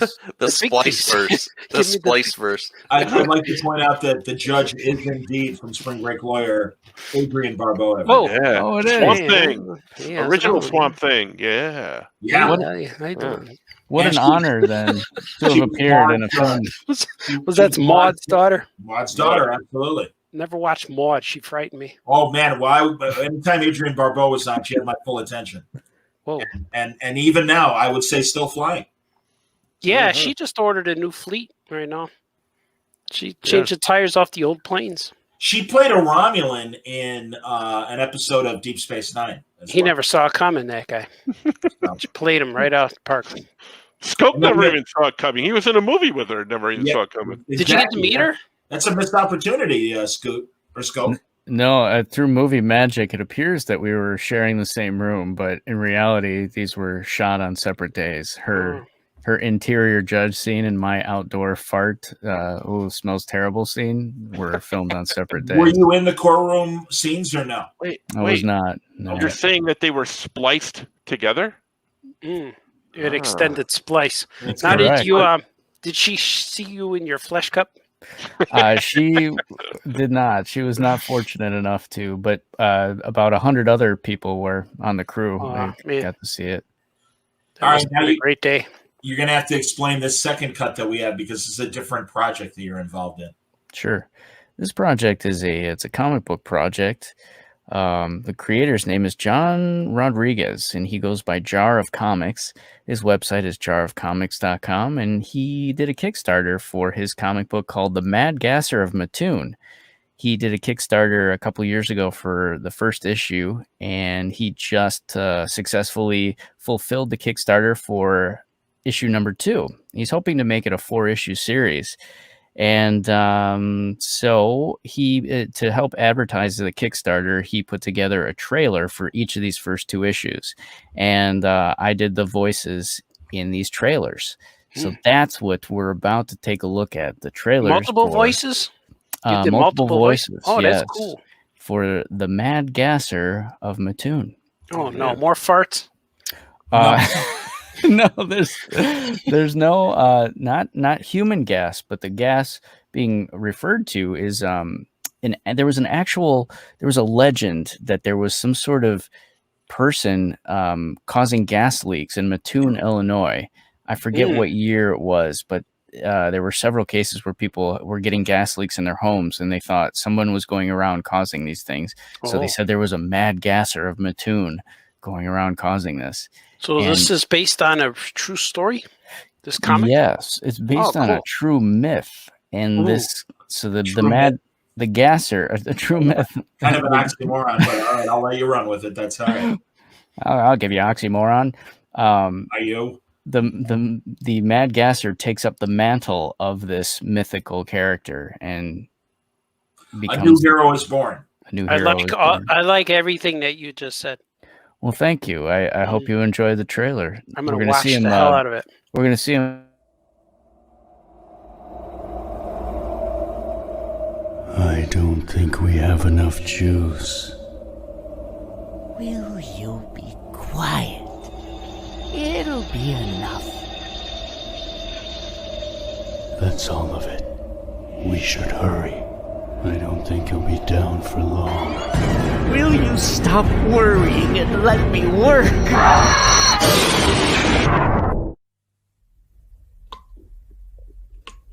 Do we get paid for half a head? No. Not even half? No.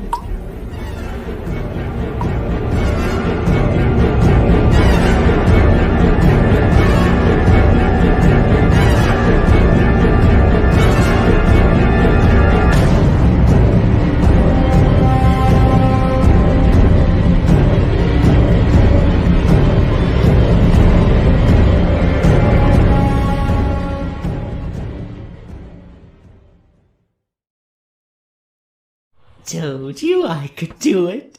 It doesn't count. What do you mean it doesn't count? Stop staring at me with that mask. It freaks me out.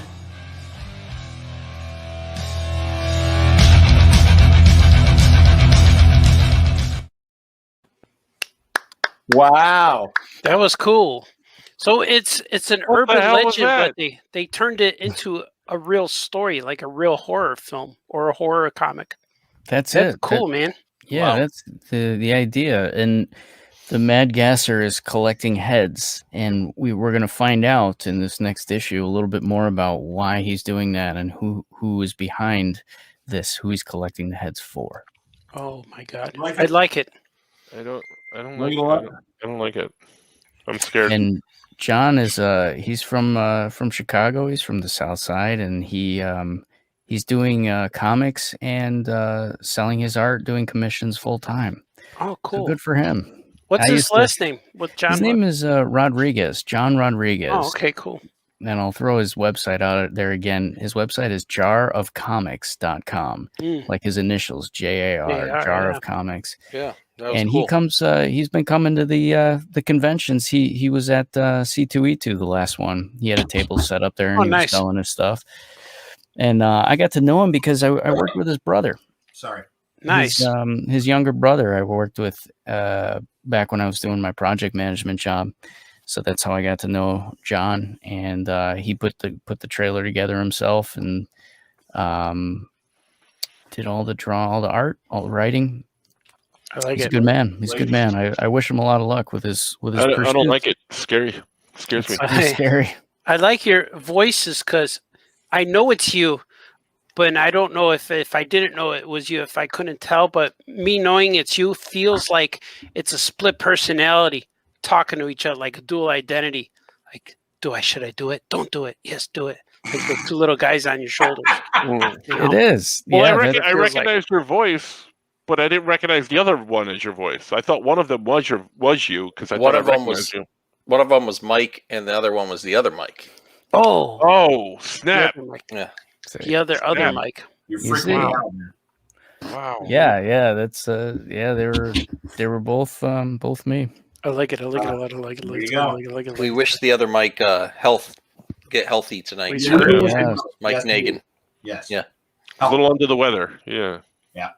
Yeah, I thought he'd be well by now. We thought about maybe potting Monday, and he was sick Monday, but yeah, he's still Does sick. he have it? Does anyone know? No. I don't think he No, has. that's not. Thank you, Wayne.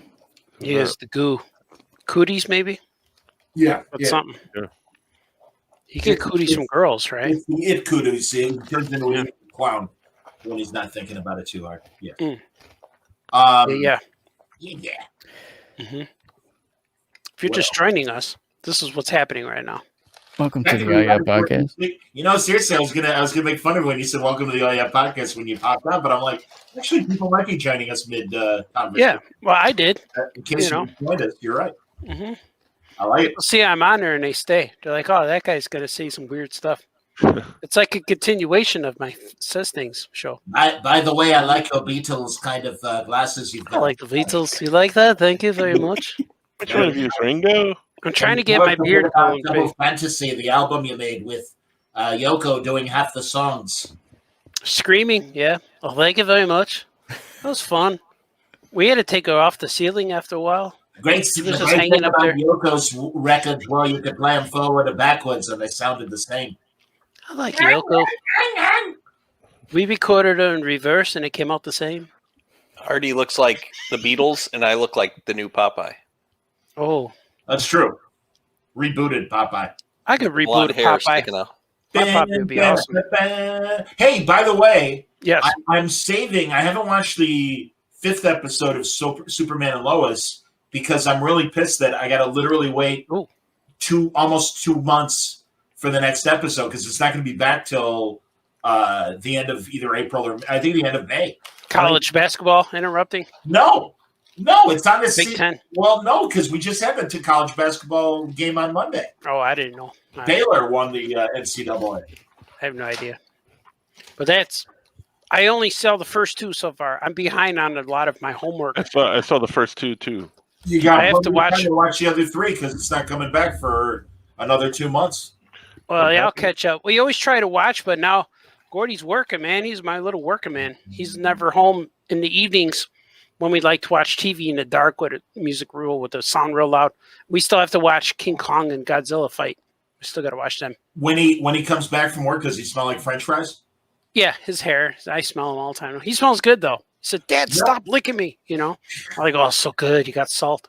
I don't do that, but he does stink. It's a good thing he doesn't work at Harold's. Oh my God! I don't do that, but he does stink. He smells. He has a fragrance. I don't know if it's a fragrance or an odor.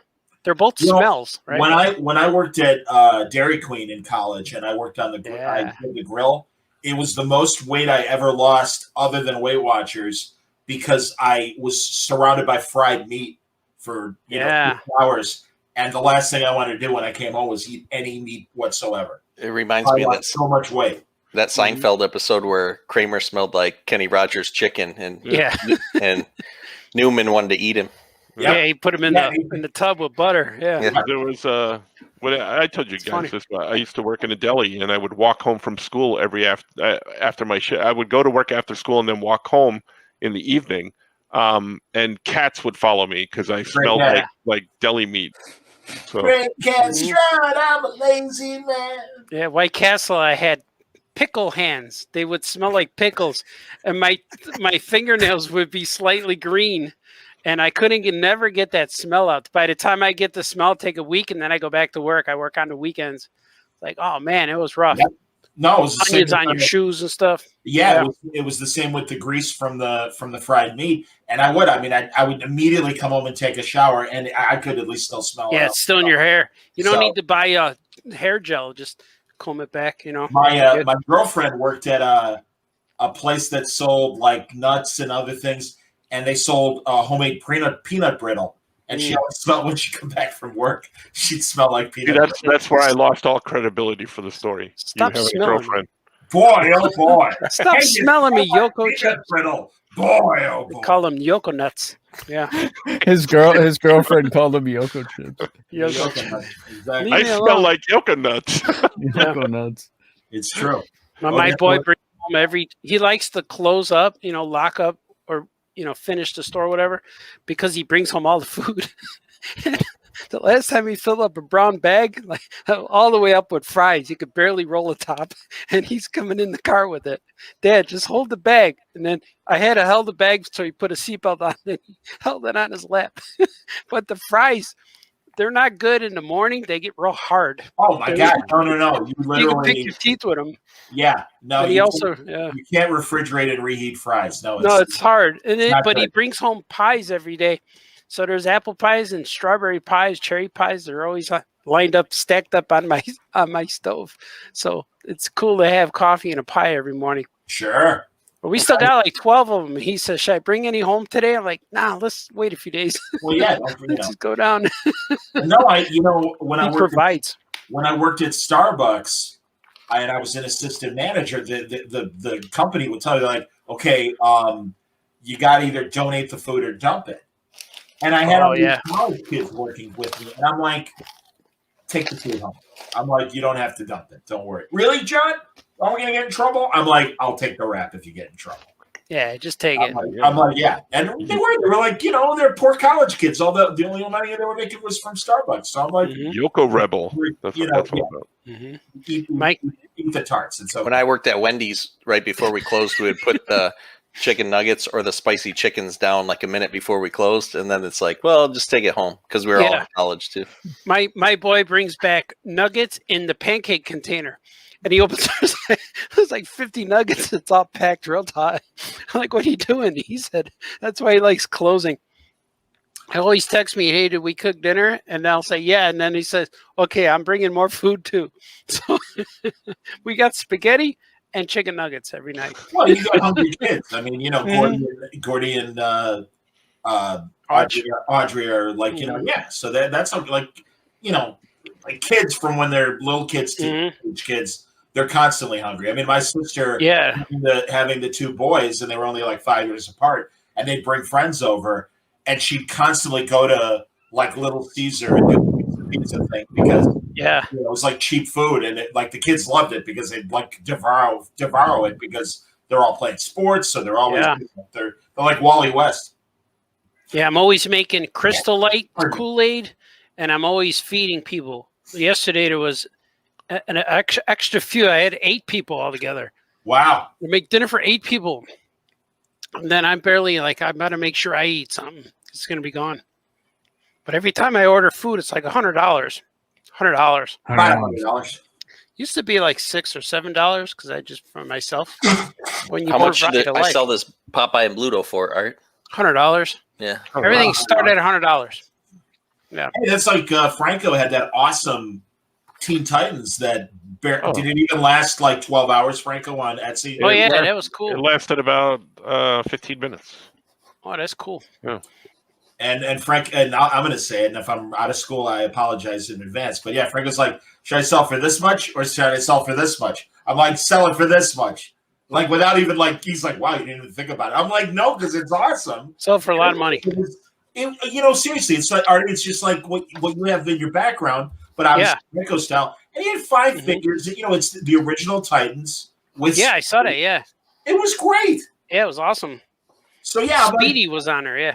I'm like, don't sell yourself short, sir. I'm like, that's an expensive piece. I'm like, absolutely. So I still have to finish this one. Wow, finishing this one. Hold on, this is right. Yeah, I got to add a few more guys. I haven't gone back to it since our live show. Yeah, that's what we started on Monday, right? Yeah, I haven't touched it since then. I'm going to add some more guys to it. There's Marvel and DC guys. See, there's Superman on there. In the middle, is that Wonder Man? Yeah, Wonder Man. With the turtleneck and the jacket. And there's Iron Man, classic Iron Man, R2-D2 Iron Man. Yeah, Batman's in there. Vision, Batman. Here's the Beast. There's Flash over here. And then I got Supergirl or She-Hulk over there. Superman flying around. Black Widow.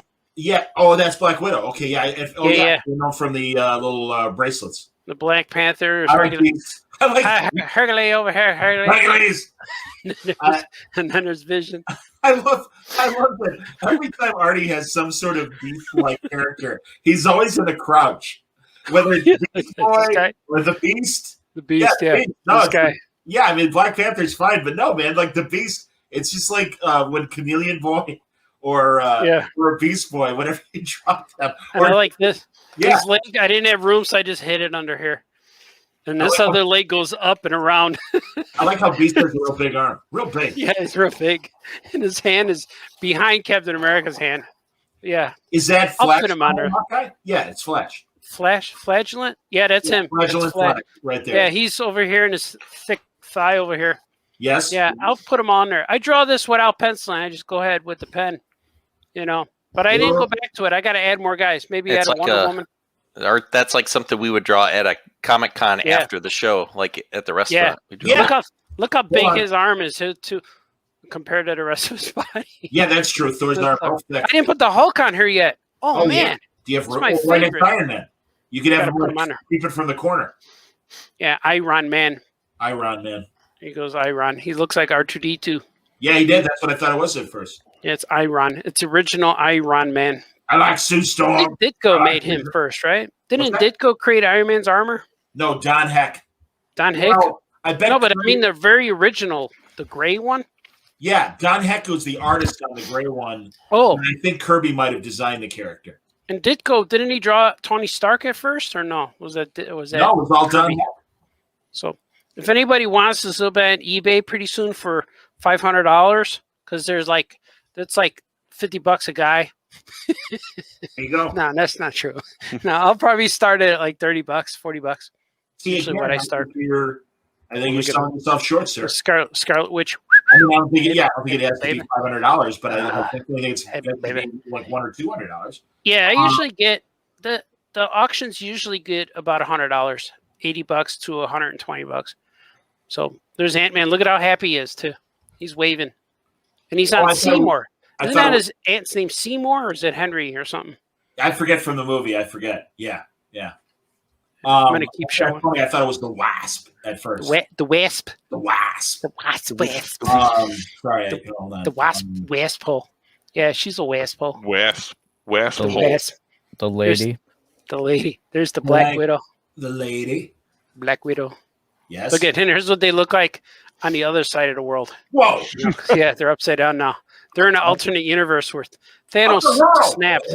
Yeah, they're in the upside down, and now they're underwater because this is a reflection Aquaman. I got to put Aquaman on her too.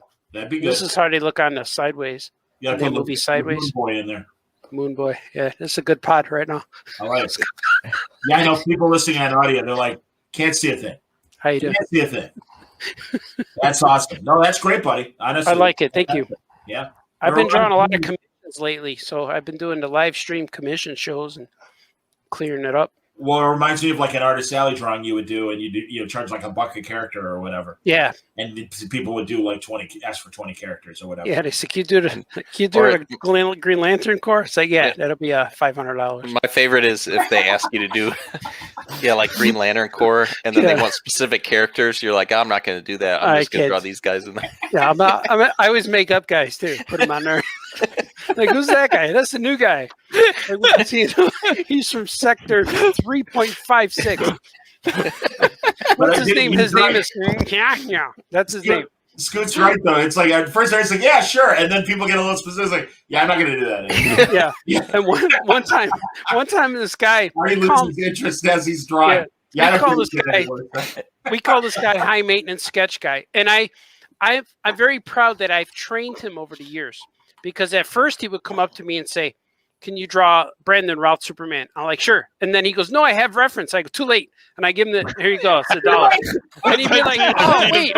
Yeah. And he goes, "What? I have reference." And then he would say, go over, Franco, here's high skate. Hi, here he comes. So he'd get ready. And the guy's like, "Can you draw Brandon Routh Superman?" Yeah, and he'd start drawing right away. Yeah. And like then, before the guy even finishes his sentence. The last one too, he said, "Can you draw me a He-Man?" So I was sure. And he goes, "No, wait, I have reference." "Oh, too late." And so I draw it. And then I would color. When I'm coloring, he would stop me. He goes, "Oh, can you make that part orange?" I'm like, and I get real mad. "Are you drawing this or am I drawing this?" And he's like, "I'm sorry." I'm like, "Well, you want to finish it? Go right ahead." And he goes, "No, you." I'm sorry, all right. And then I would finish it and charge him $1.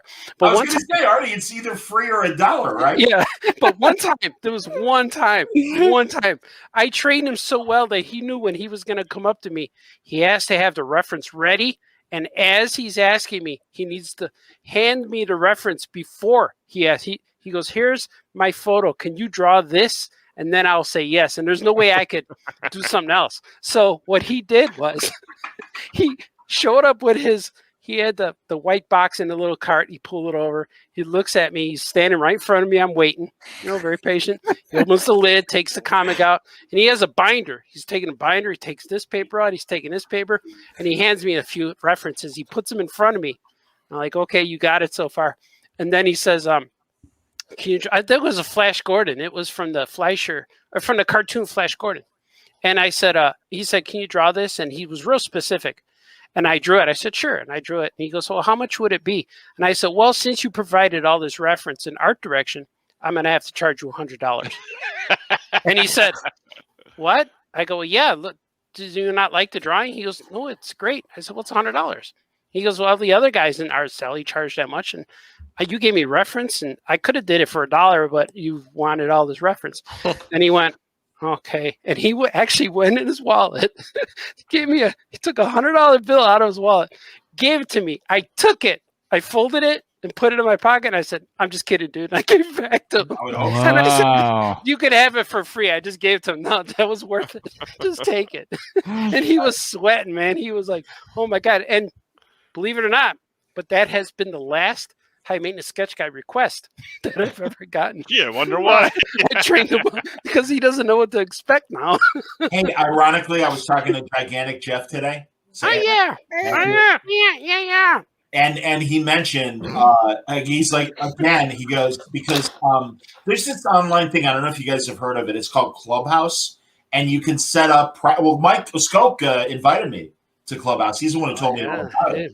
And it's like private podcasting, basically. And is it live? Does it go live? It is live, yes. And you use your phone to podcast. And Nice. people are constantly doing it, and internationally and stuff. Well, Jeff does it for public speaking and his stuff that he does, and for his avatar, his icon, he uses the Gigantic Jeff sketch that you did in New York. Oh yeah, that's cool. of Gigantic Jeff standing on the hill. Mm-hmm. With Yeah, the I like ceiling, that.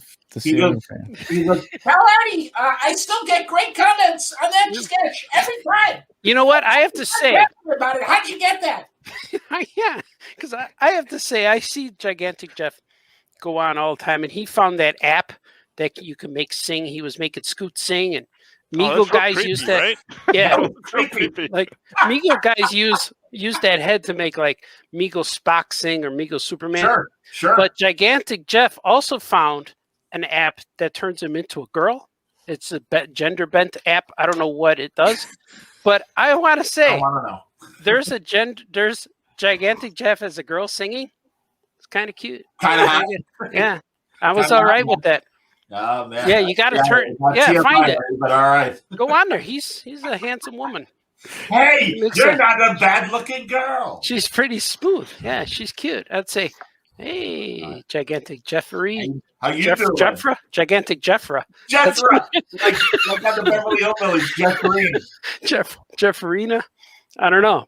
Do you remember that when? We'll check that out. That didn't make sense. I don't All want right, to I'll make cut it cancel. out. Don't worry. Believe me, I'm embarrassed. I'll cut it out. Absolutely. I don't want to know about it. I'm going to retweet it and share it on my page. Jeff Green. Jeffrina. Jeffra. I know it's a Jeff Green. I like Gigantic Jeff. We all like that Jeff. He's a Very good guy. inspirational. But seriously, it was so funny. He's like, man, I got to tell you, so many of my friends are like, how'd you get that? Yeah. And I'm like, you caught Artie on a good. You weren't even there. I'm like, Nah. we're around New York. Just drawn him. All of a sudden, yin, hey, what do you think of that? And I'm like, I'm giving it to Jeff. That's fantastic. As long as you tell everyone that you paid $100, then I'll be okay with that. About $100. About $100, About like $100. $99. About 100. It could be 101. It's That's about fine. $100. I was there. I saw that happen in person when you drew the Gigantic Jeff. It was in New York one year. It became epic. It's true. I also drew Yoko Chips following a lizard, and I don't know why.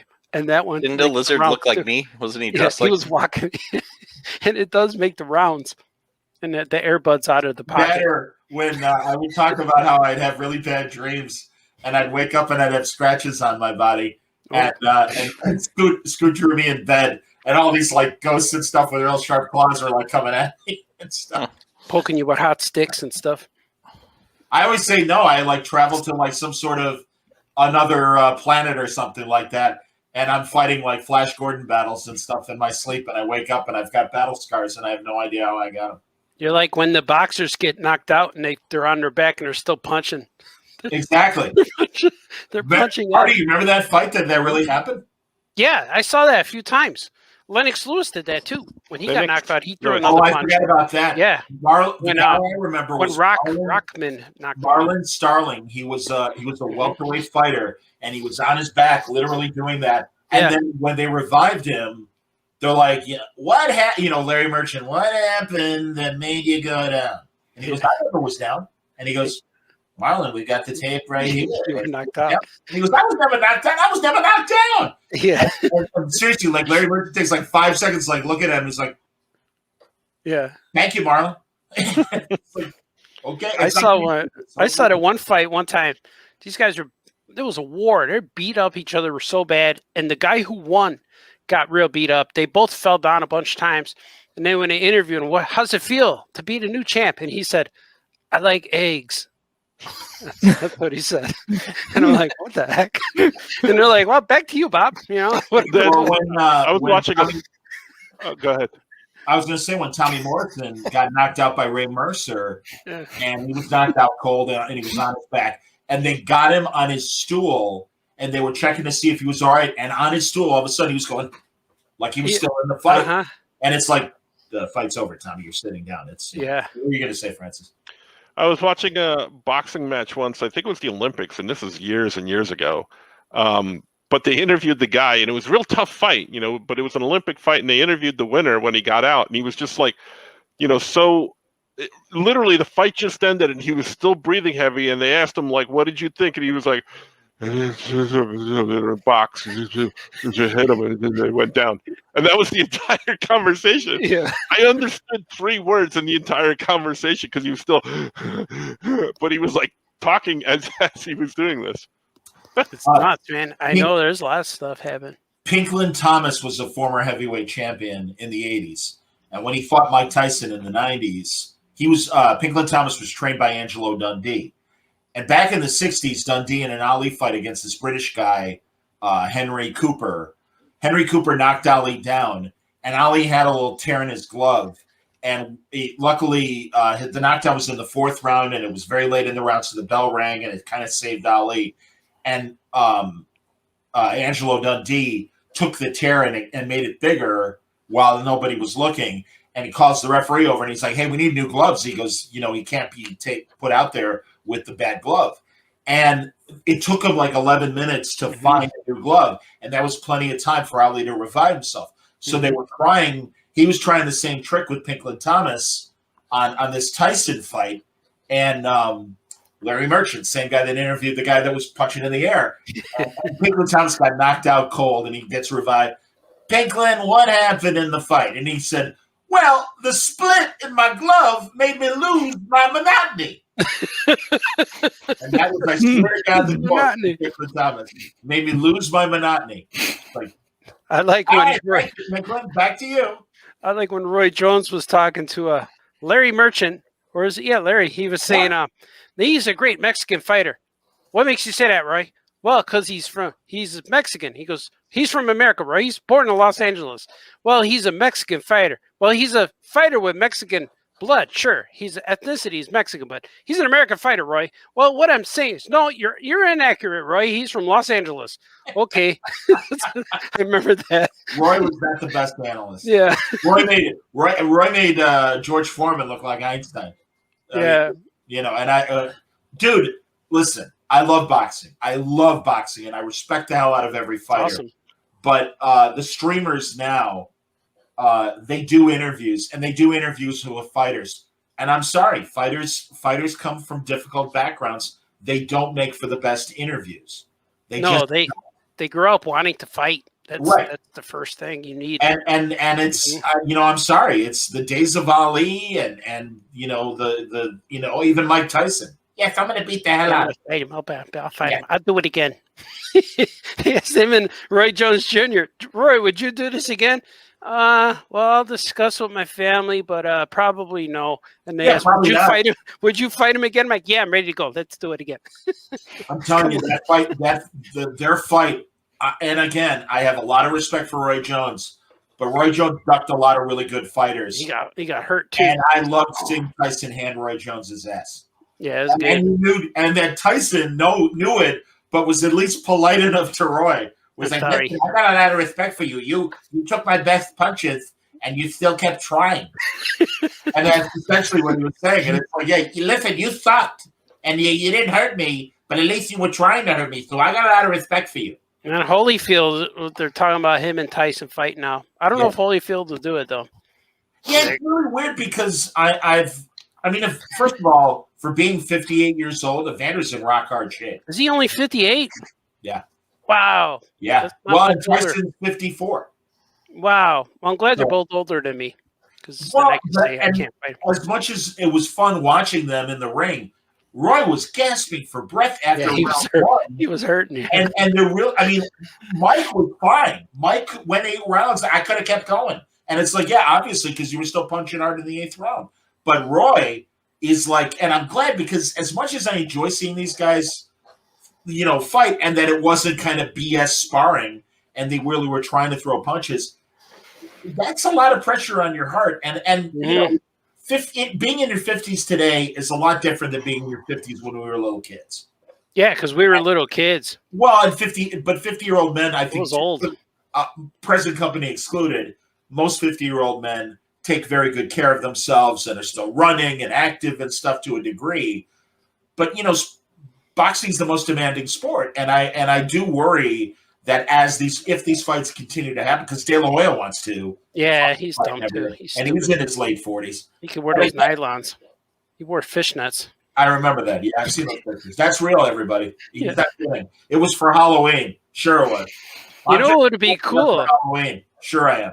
You know, it would be a good fight. Like, I don't know if the fight would be good, but the interviews leading up to the fight would be Mike Tyson versus Bill Cartwright. That would be a great interview.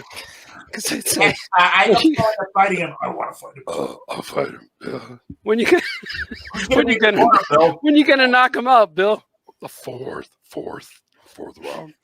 How about you? Like, yeah, if I fight him. can't do it, I'll start joking, so I can't do it. I'm in the 7th round. That's good. My trainer is so bad. I'll fight him right now. I'll fight him. I'm ready to go now. I need some time. Maybe a week. I month or two. bet Bill's in his 60s now. Let's see how old Bill Cartwright is. I'll fight him next February. Yeah, I'll fight him in June. June's good. February. He probably looks like that Popeye drawing that Scoot did. Yeah, that's right. Bill is 63 years old. Is he? There he is. Like that. Look at him. It's like a ripped. It's like if you put the Venom serum in Kurt Wood. That's what he would look like. you bait him up real quick. Nice. Nice. Oh my god. How you doing, everybody? I like it. Facebook user. I talked to Dan the other day. Dan DiDio? Yeah, he's doing good. That's good. I like it. He's a super grandpa now. Oh, I didn't know that. Good for him. He's got at least 3. I saw the pictures of 3 babies. Wow. They were on a big pillow. Yeah, it was cool. I'm proud of him. Ryan Brown in Chicago. New dad today. He's got more people. We love Brownie. Yeah. And then he'll be paying $100 for drive-through food too pretty soon. About $100. Yeah, about another 18. It'll be like $200. I want a burger too. Oh man! So you got to sneak out in the middle of the day when they're at school to go eat and then come home and just make whatever.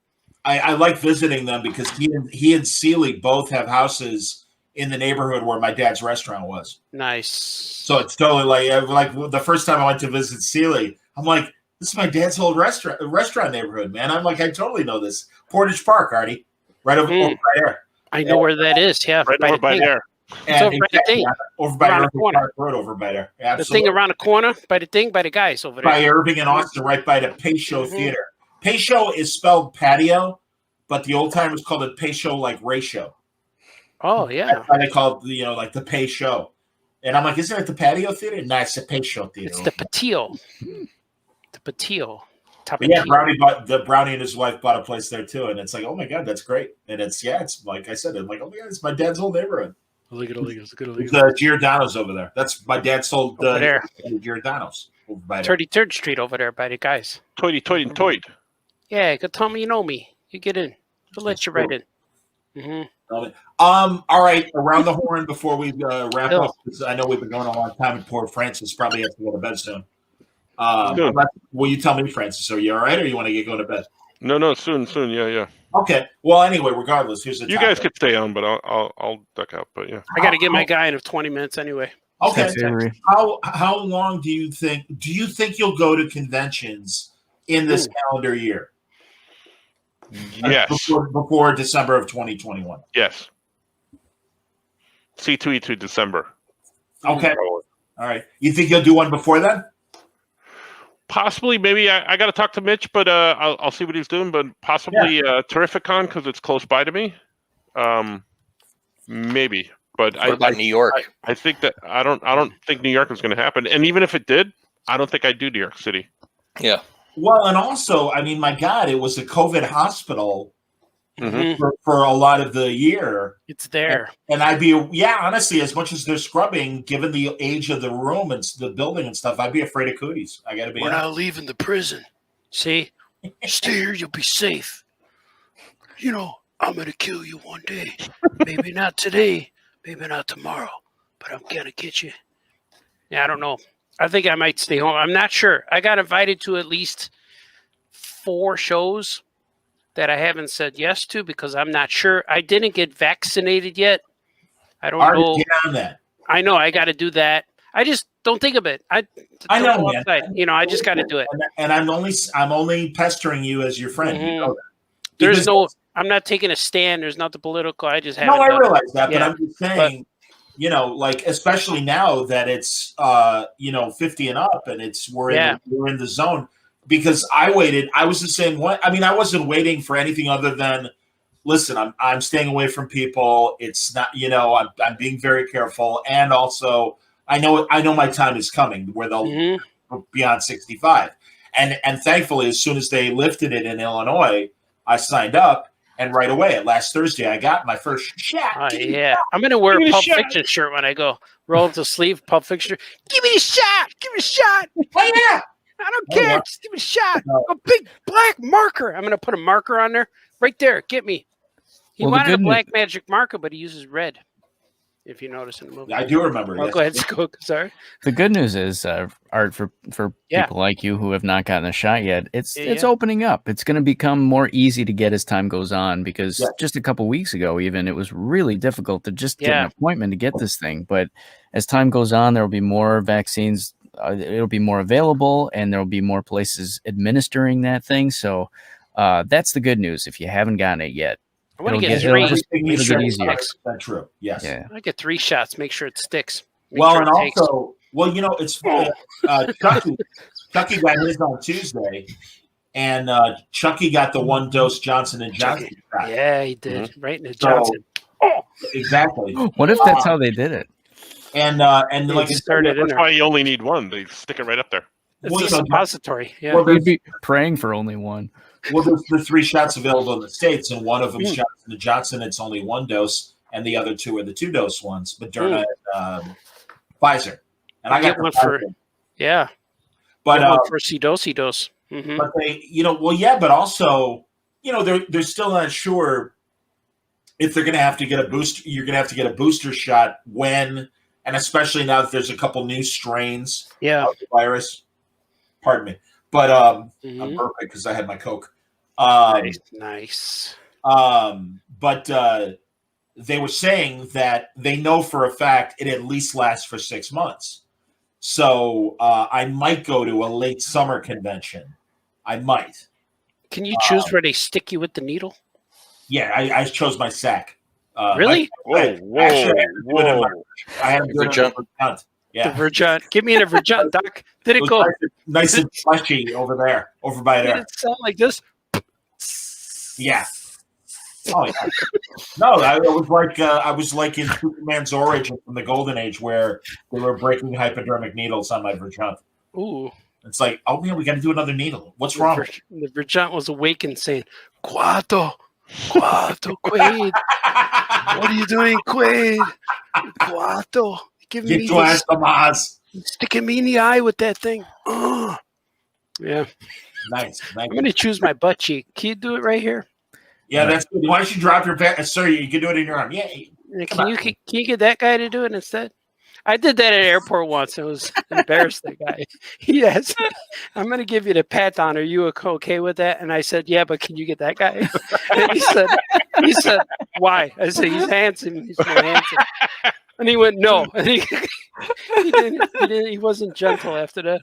Because now at the airport, he wasn't gentle. He called him not handsome. I said, can you get that guy over there instead? And he went, no. Because now at the airport, the last few times anyway, they go like this, and then like this, and like this. And then they go on this side and go like this and like this. They do the karate chop and whoosh, they do. And I'm like, what are you doing? Wait, they karate chop you there now? No, they do a gentle karate. They go like this up, and then they go like the curtain sweep. And then they bring it back down and go up the other side. And that's never been done but the last 2 times. But that was 2019 since I traveled. And that's what I'm now looking forward to at airports. But besides that, all right. I want that guy. Can I? He's got Look at the chat. smaller hands. That really happened. I believe it. He didn't like it though. See, didn't we all miss Artie? There you go. Very good. Absolutely. My Stand by. Spider-Man drawing. Oh, look at I that. did. A whole Stand bunch by. of stuff on I was there. inspired by Art's Avengers drawing. That he Did you did. just do that right now? Yeah, I did it with a pen, like you Holy did. cow! Oh, cool. Wow. I like Electro. He's getting shot. Yeah. I don't like this. Wait for it. Ready? He's getting. Ready? Sucks. Sucks. Yeah, Nice. Nice. he's getting a shot. I like Electro Johnny as is- Doc Ock. Dr. Yoctopus.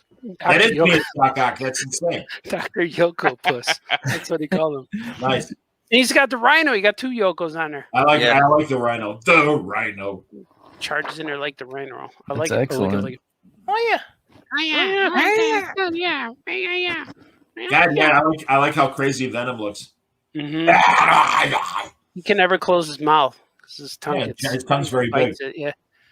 Electro's getting a colonoscopy. Captain Bixby says Rhino looks thick. He's thick Rhino. Yeah, he Rhino's is. thick. Mhm. Real thick. That's excellent. He's Inspired by or Art's Thor, thick Yeah. Thor. He's the Thick thick no. Thor. Thick no. Yeah. I was telling my kids. Very good. I was telling my kids the other day that there's this superhero who works out too much with the weights, and after he's done, he's a little Thor. I get it. Thank you. Thank you very much. Thank you, everybody. Dad joke. I got him. I understand. You know, What else? you know why the Are you scarecrow? caught up on Falcon and Winter Soldier? Do what now? Are you caught up on Falcon and Winter Soldier? No, I haven't even watched. I haven't Really been on good. Disney Plus. I did watch Really- the some of the vintage Star Wars that was on there. They had the Boba Fett cartoon, Boba Fett, yeah. cartoon, and I started watching one episode of Ewoks, and it hurt. I was looking for the hammer, so I had to take it off. Yeah, but I never Looking saw for it the as a kid. hammer. Yeah, I couldn't do it, so I was pinching my toe instead. It didn't quite work because it wasn't instant pain. It was more like dig in there, trying to pull the toenail off. No, I Ow. just turned it. Yeah, I went. Did boom, you boom. Artie, did you see the Snyder cut? Yeah, I watched it. I watched Did it we all talk- one I don't sitting. think we talked about it on the pod yet. Ooh, we could. With you, and yeah, I mean, I would like to hear your opinion of it. I thought it was great. I loved it. It was the best DC movie that they ever DC'd movie lately. You know, I'll be I honest, really enjoyed it. I like, if I had to compare all the Snyder movies, I like Man of Steel best, then I like Batman, Superman, and then the Snyder cut. And I like the Snyder cut better than the original theater cut. But that Yeah. said, as Scoot pointed out and everyone else, it still moved incredibly slow. It took me a week to watch Yeah, the movie. but what I like about it was all of the back stuff. The first hour or two was real cool because they showed the epic battles. I liked all that stuff. I like how Wonder Woman saved the kids at that bank. I like the Flash stuff. I like all the new stuff. I like still- the Flash scene with Iris. I thought that was Yeah. really- Like when they resurrected Superman, it made a lot more sense in this movie. Did It you actually guys made see- sense. Why? Did you guys see like online somebody took that scene of Flash when he's moving the stuff around, Right. you know, and he picks up the hot dog and Yeah. he put it up her nose. Like they did a bunch of photos where he's like picking it and then you see and then he's like he puts it up her nose.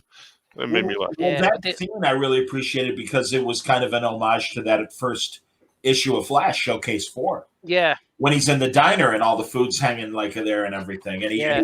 then he puts everything normal. Like the Quicksilver did that first. Did Yeah. he do that first, or was it Snyder Well, filmed it first? oh, that's it. No, Quicksilver did it twice. Yeah. Well, that's right because it was in Two Days of movies. Future Past. I don't know. I'm going to look up the year Did of Days of Future Past come out before, or what? He did it in Future Past, and then what else? There was the next one. Was it Apocalypse? He did it. Or was it Yeah, the one after? but Days of Future Past was the first. Yeah, I really like that one. That's my favorite X-Men. I look more forward to the X-Men movies than any other superhero movies. But they are what they are. But the Snyder movie, I thought was really good. And plus, I think it helped that we saw the original one, the Whedon version first, Yeah. so we could compare it. But I really liked it. It was really cool. Well, I enjoyed it. I was stuck. I was watching it, man. And especially all the extra stuff at the end was cool. I agree with that as well. I just think that said, they still probably could have cut at least a half hour, if not an hour, from the movie. I wanted more. I think put another 2 hours. Make it a 6-hour movie. I think every movie should be like this, and they should do it streaming and not worry about theaters. Just make all the DC movies like this. The money doesn't make sense doing it that way, Artie. Oh, I know. I Well, mean, they make I agree, but it's like $15 a month. $15 a month, people will subscribe. Because I bought it for Artie. That's not enough money. Well, times to make $7 $1 million billion to justify the money they spend between not only making the movie but marketing the movie. I mean, that's the thing. Like all those Snyder movies were between $300 and $500 million just to make the movie. Should have made it for $100 just to make the movie, and then they want to profit from that. So, like when Justice League only made $600 million in the theaters, and they're like, "Oh, it should have made more money," and everyone's like, "It made $600 million." It's but it cost $500 million, and just making $15 a month from subscribers. That the only reason why they're doing that is they wanted to get subscribers to buy HBO Max. But Netflix is doing it with like Stranger Things and Umbrella Academy and stuff. Yeah, but those things they don't cost that much to make. Yeah, they should just do it. I'm just because the reason why I subscribe to HBO Max because the Snyder Slice, the Snyder Splice, and the King Kong versus Godzilla. That's why I kept thinking, okay, if they release one cool movie a month, it'll be worth it. Well, they're only doing that through the end of the year, and then it's going to go back to the old model where they're going to be releasing them in theaters, and then they're not going to be on Hobomax anymore. Oh, yeah. I mean that. But Hobomax is basically they're gonna be doing on a bigger scale what they did with the DC Universe app, where they're doing all these shows and stuff like that. Yeah. And releasing them on there.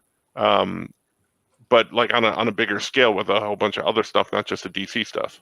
And also the other thing is the model may change where they might release a movie both on streaming as well as in the theaters.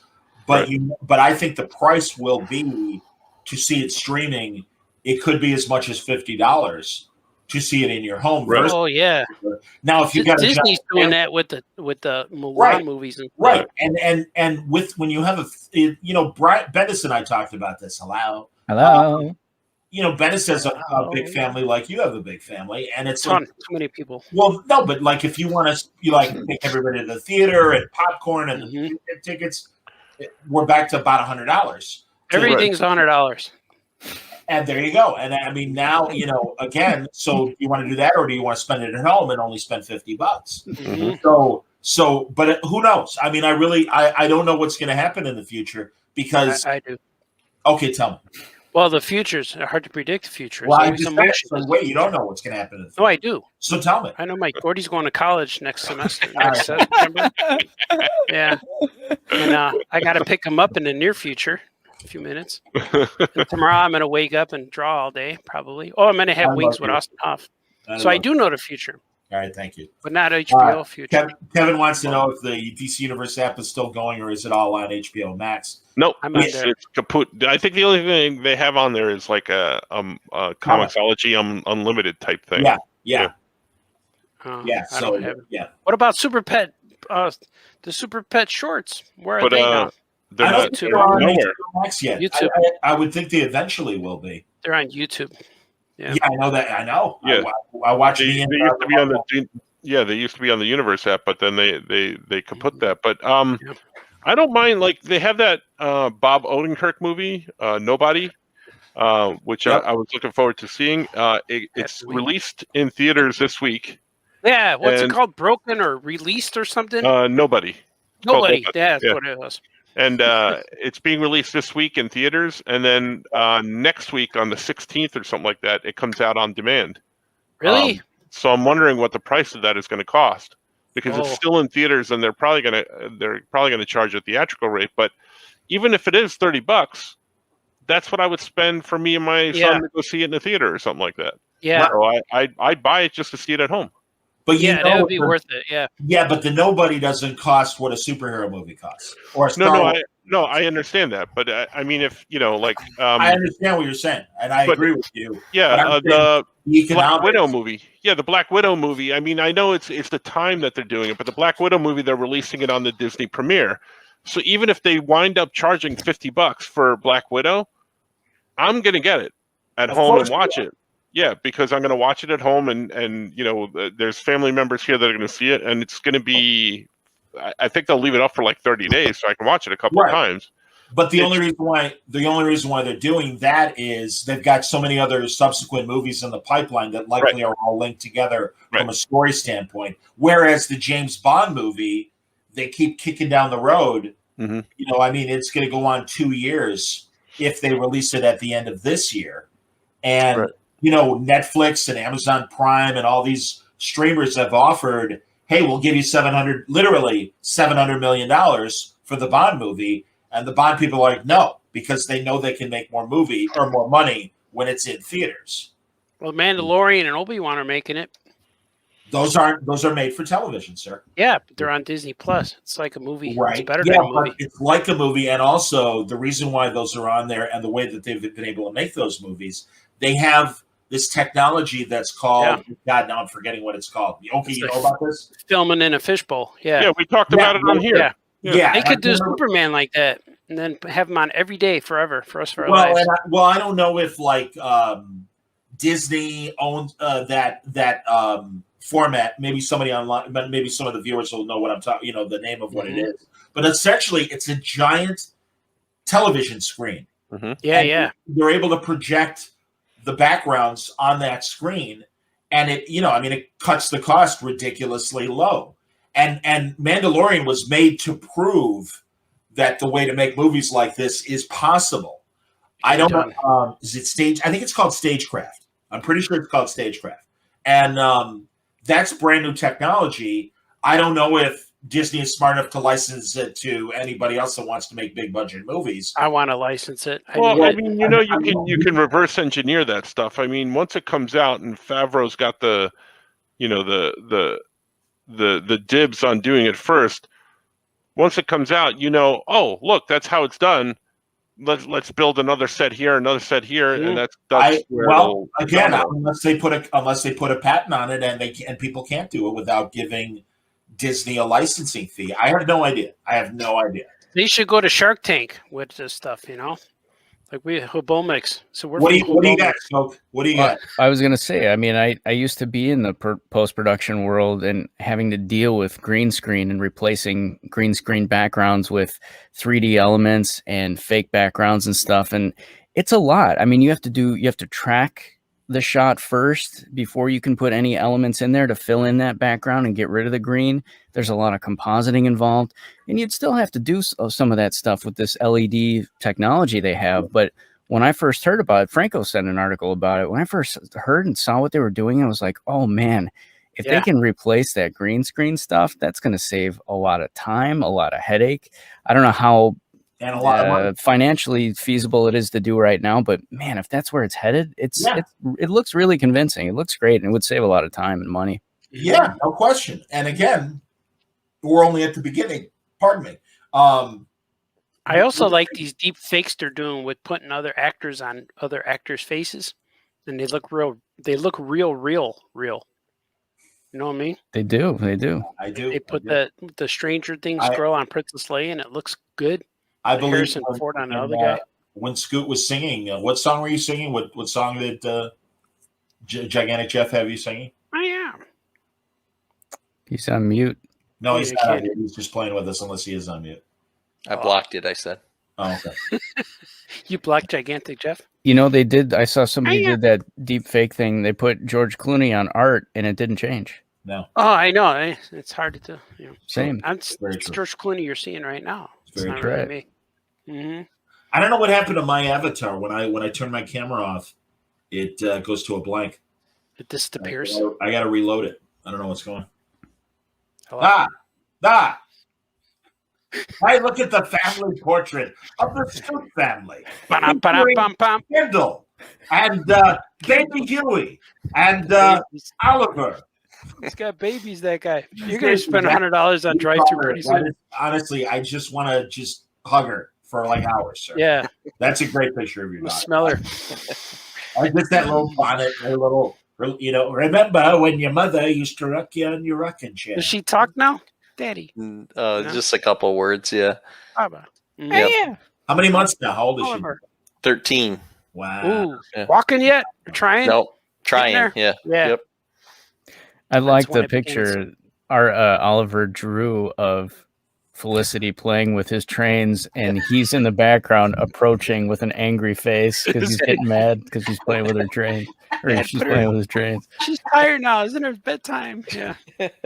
I like Oliver went through my sketches and he recognized. I don't know if you saw him.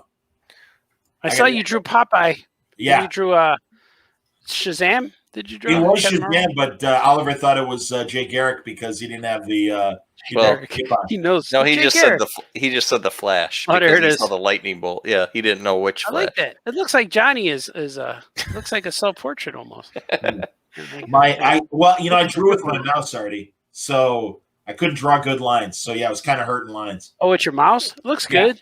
That should be your profile pic. And forgive me, everybody, because I know everyone's seen it a million times, but I gotta like say, it. I'm like kind of proud of it in terms of they look like they're the way they're supposed to look. Oh, there's Barney. Yeah, They do. it could be your business card. I would put that on there. Let's not get crazy. We'reballoon.com. Yeah, exactly. .com. Yoko Chip. $100. I actually bought fresh pencils because, like I was telling Scoot, I'm like, all right, if I didn't have a shaky hand when I was trying to draw with the mouse, I'm like, I bet I could do it a little bit better. Shaky chips. Fresh? You said fresh or French? I Fresh? said French. I didn't say. Oh, okay. All I don't right. think I said fresh or French, but thank you. I'm not sure. Fresh. I don't know what you heard, but French. And you drew all that with a mouse too on top of Yeah, it. that's what I'm saying, man. So that's why, like, the lines are a little hurting. But I really like Scoot's great Popeye drawing. I saw that, like, there's a drawing of Popeye where he's totally looking straight ahead. And I'm like, and I was looking at the head, and I'm like, okay, the top one, sir. Yeah, That looks nice and smooth. and the face, the head-on shot of Popeye that I found, I was just looking at the shape of the head, and I'm just like, okay, well, that's like an upside down 8. I can figure that out. And then What does that look like? The way Popeye's eyes are, that was easy to kind of like, okay, one eye goes this way, one eye goes that way, and the mouth goes this way, and I'm like, all right, I can figure that out. All right. I tried drawing with a cat once. The drawing came out scratchy. It was good. It's good. People draw mice. Get it? Mice, cats. I drew an elephant. I'm scrolling because I think someone mentioned dad joke. Drew with a rhino. But I can't find it right now. A lot of thick lines. Dad jokes. I like that. I can do it. All right, like 8 children in my house. You got to go. I didn't get the text yet, but It's I 10 will o'clock. soon. I will soon. Yeah, I Between got now to and keep going. 10:30. You always All right, text yeah, me. we could wrap up. Regardless, let's wrap up. Mhm. We did 3 hours. We did our job. Was it Wrapped 3 up. hours? Buy it at your Wrapped local up. comic Thank you. shop. Volume 1 and Exactly. 2. Mhm. We like Yeah. it. We like it a That lot. was 3 hours already. Holy cow! Yeah, Agents of Chaos next year. Correct. Something Agents of like that. Chaos? Yeah, All I right, can't. sorry. I can't announce it. Yeah. Oh, your new one. Yeah, I Yeah, know what that is. Agents of something. All right, never mind. I don't Sorry. have any new books. Nobody heard. Nobody. I don't know how to break it to you guys. Nobody's actually watching. Okay. At least there's I a few. forget- I'm watching. I forget what I had on the Word Balloon last week. I think it was Henderson. I think it was Lucifer producer. And I'm so happy. 18,000 views on YouTube. I don't mean to brag, but I'm Wow. yeah, Good. really, I was very happy that happened. But Joe was saying something. He's like, oh, maybe I shouldn't say that. I'm like, Joe, I don't know how to break it to you. Nobody's actually watching this. Nobody cares. Nobody cares. Exactly. I'm like, nobody cares. I mean, we were laughing about it. So Nobody cares. I used to work at a comic shop and go through the catalog. Look at this, blah, blah, blah. Issue 1, nobody cares. And I used to say it all the time. And then I saw the owner and his wife looking through that, saying the same thing. She was another appearance. Nobody cares. Nobody cares. That would be it. I don't want to get True. into specifics. it's sad but true. You're 100% right. Mhm, nobody cares. Too many books. Nobody cares. I just want to announce I have no new books coming out. So, well, I'm working on the same series, issue 3. Okay. Drew number 3 and Gilbert 4, and then we have a DC book coming out in 2024. It's really all right. I look forward to it at the next presidential election. Besides that, yeah. All right. There's no hurry. You could draw one character a day, and I can finish on time. Like I used to say, page a day. Nah, this is more like one panel, one word balloon a day. Wordballoon.com a day. I'm almost up to one a day. It's true. The Mad Gasser of Mattoon. Issues 1 and 2, both available now. From jarofcomics.com? Jarofcomics.com. And you can also look them up on Kickstarter, Jar of Comics, and you'll see his stuff on there too. Upcoming word balloons. I'm going to play trivia with Mike Norton. Hey, I'm going to play trivia. Hey, I know that answer. Dean Why'd you buzz me, man? It's going to be Norton, Dean Haspiel, Whitney Matheson, from formerly of USA Today, and a really sweet woman. I'm a big fan. And you like her, don't you? I hope Fred Van Lente brings his wife. Hey, Wendy. Whitney, but all right. And Wendy. Oh, I love you guys. Call her Wendy. I love Fred Van Lente, maybe his wife Crystal, Dean Haspiel, Whitney. I keep wanting to say either Whitney Houston, Whitney Matheson, Barbara. Mike Norton will be joining me for trivia. Hey, I heard your name was Wendy. Next week, I'm talking to Gary from Moondog Comics. Oh, I know Gary from Moondogs. Yeah, that's gonna be great. Colombo, is that his last name? Yeah, close enough. I forget. Colombo, I'm not really sure. But it's going to be a great conversation. Kurt Pyers is coming up. Kurt what? Pyers. And great artist. And then in a couple weeks, Tom Brevoort from Marvel. Whoa, God bless Tom Brevoort. Ask him about his hat collection. I want to know. I'm hoping he'll wear the porcupine hat while we're talking. Porcupine hats hurt. That's what it's called. Yeah. Porcupine. Jesus wore the best. Oh. The Buster Keaton hat. No, Jesus never wore. When Jesus wore the porcupine hat, he was a member of Dexy's Midnight Runners from the 80s. Or he had opinions that nobody likes. So or he was in Edie Brickell and the New Bohemians band. Say hi, do you like this? They used to play that Popeye song. What I am is what I am. I'm Popeye. Or is you are or what? Is you ain't my baby. And then she married Paul Simon. I don't know. Paul Anka. No, Paul Saturday, cha-cha-cha-cha. Friday on the Catching Up Show, I'm talking to Katie Cook. I'm talking to Katie Cook on the Catching Up Show on Friday. There you go. I like that. Any other podcast news from the other Peanut Gallery gentlemen? Probably. Yeah. I'm on all the time. Drinking and smoking, and they're not smoking. I'm always making new stuff, drawing things, talking I imagine Artie will start a show in 3 hours from now. Yeah. There was one day, like sometimes I'll pod like once or twice a week, I'll do a live show. And there's once in a while, like one day I'll do 3 shows in one day. I'll be on live for 6 hours. Like you, Johnny, you're on like from morning till night, 2 in the morning. But I'll do a famous cartoonist says things after dark. Those are fun. Yeah. No, I'm with you. I'm with you. People come on there and they listen. They do. I go on there and listen. Yeah. I've been doing a panelist on Clubhouse. They have these Q&A sessions, and I've been on there answering questions about audiobooks related stuff. So that's something I've been doing usually like once a week on Wednesdays. You invited me to join. Yeah, I invited all you guys to join this Clubhouse thing. Did you? Right now it's in a beta phase, I guess, this Clubhouse thing. And it's by invite only. Fancy pants. I just got it. So and it's just like it feels like a convention that goes on all the time, 24 hours a day, 7 days a week. And a lot of them, the ones I go in, it's like you go into a room and it's all audio. There's no video, and you can listen into what. Sometimes people are just having a conversation. Sometimes they do Q&A things. I've listened to a bunch of Q&A things where a casting director from LA will be there talking about the do's and don'ts of auditioning, and people will ask questions and stuff. And that's kind of like what I'm slowly becoming a part of, a panelist on this audiobook thing. People can come there and ask questions about the audiobook business and stuff. And so that's out there. That's what that is that I just sent you guys. That's all mic'd up, man. Yeah, I'll tell you what. I'll tell you what, man. It's mic'd up. It's mic'd up. It's mic'd up. I'll tell you what. All right. Thanks for coming. Follow me when you see me. Stand by. Let's take one last look at Scoot stuff. I like it. These are for sale. One of them's $100. One of them's $30. Popeye's $100. Yeah. Yeah. Popeye was sideburns. I like them. Look, it's good. I like it too. You, All right. You have just listened to the podcast. And don't forget the home of co-star Cesar Romero and Vincent Price. Handsome fella. And George Raft. Look at George Raft.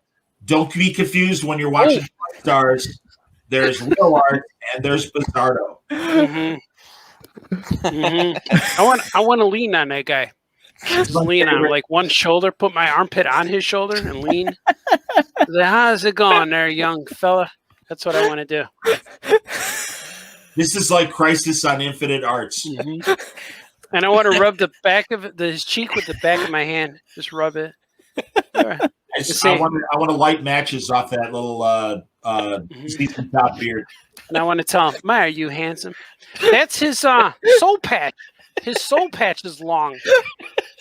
Very thick. He got this little soul patch here, but he's got a long one. Like Sting. Sting has a long one. It's his extended cut. Did you notice that, Art? Sting has a long one. Sting paints it black. I didn't know that. Oh, Sting. Yeah, the wrestler. I was thinking musician. I don't know why. I was thinking the musician as well. I'm like, when did Sting grow a soul patch? Yeah, Sting. He does Sting have the wrestler. He has a soul patch and he still has hair. Yeah, he's got to shave his head and his soul patch. Yeah, that's a good soul patch. Look at it. I want to touch it. I was laughing for 10 minutes watching the segment on Pawn Stars, and I'm like, what the hell is Art Baltazar doing? That's it. I sent him there in my stead. Incognito. In my stead. Yeah, you can never say that word. Assassination attempts. Don't be fooled, assassins. Oh yeah. By Bizarro. He was spliced. He was spliced off of you. I like that guy.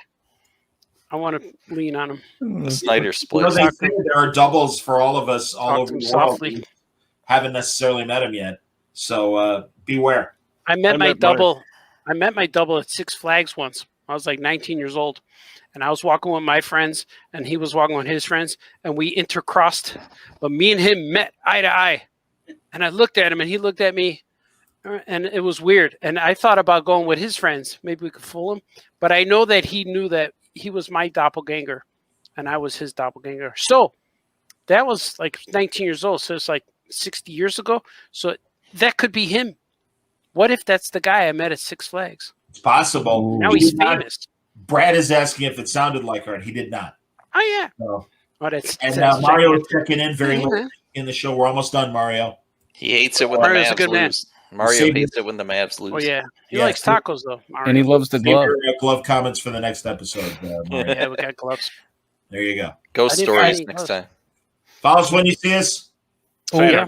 One more thing. Thank you very much, Lois. Yeah. Oh, he's got one more thing. I just want to say hello to my brother Tom and his wife Shelby. They occasionally watch our show, so I just want to say hello to them. Hi, Shelby and Tom. Hi, Tom and Shelby.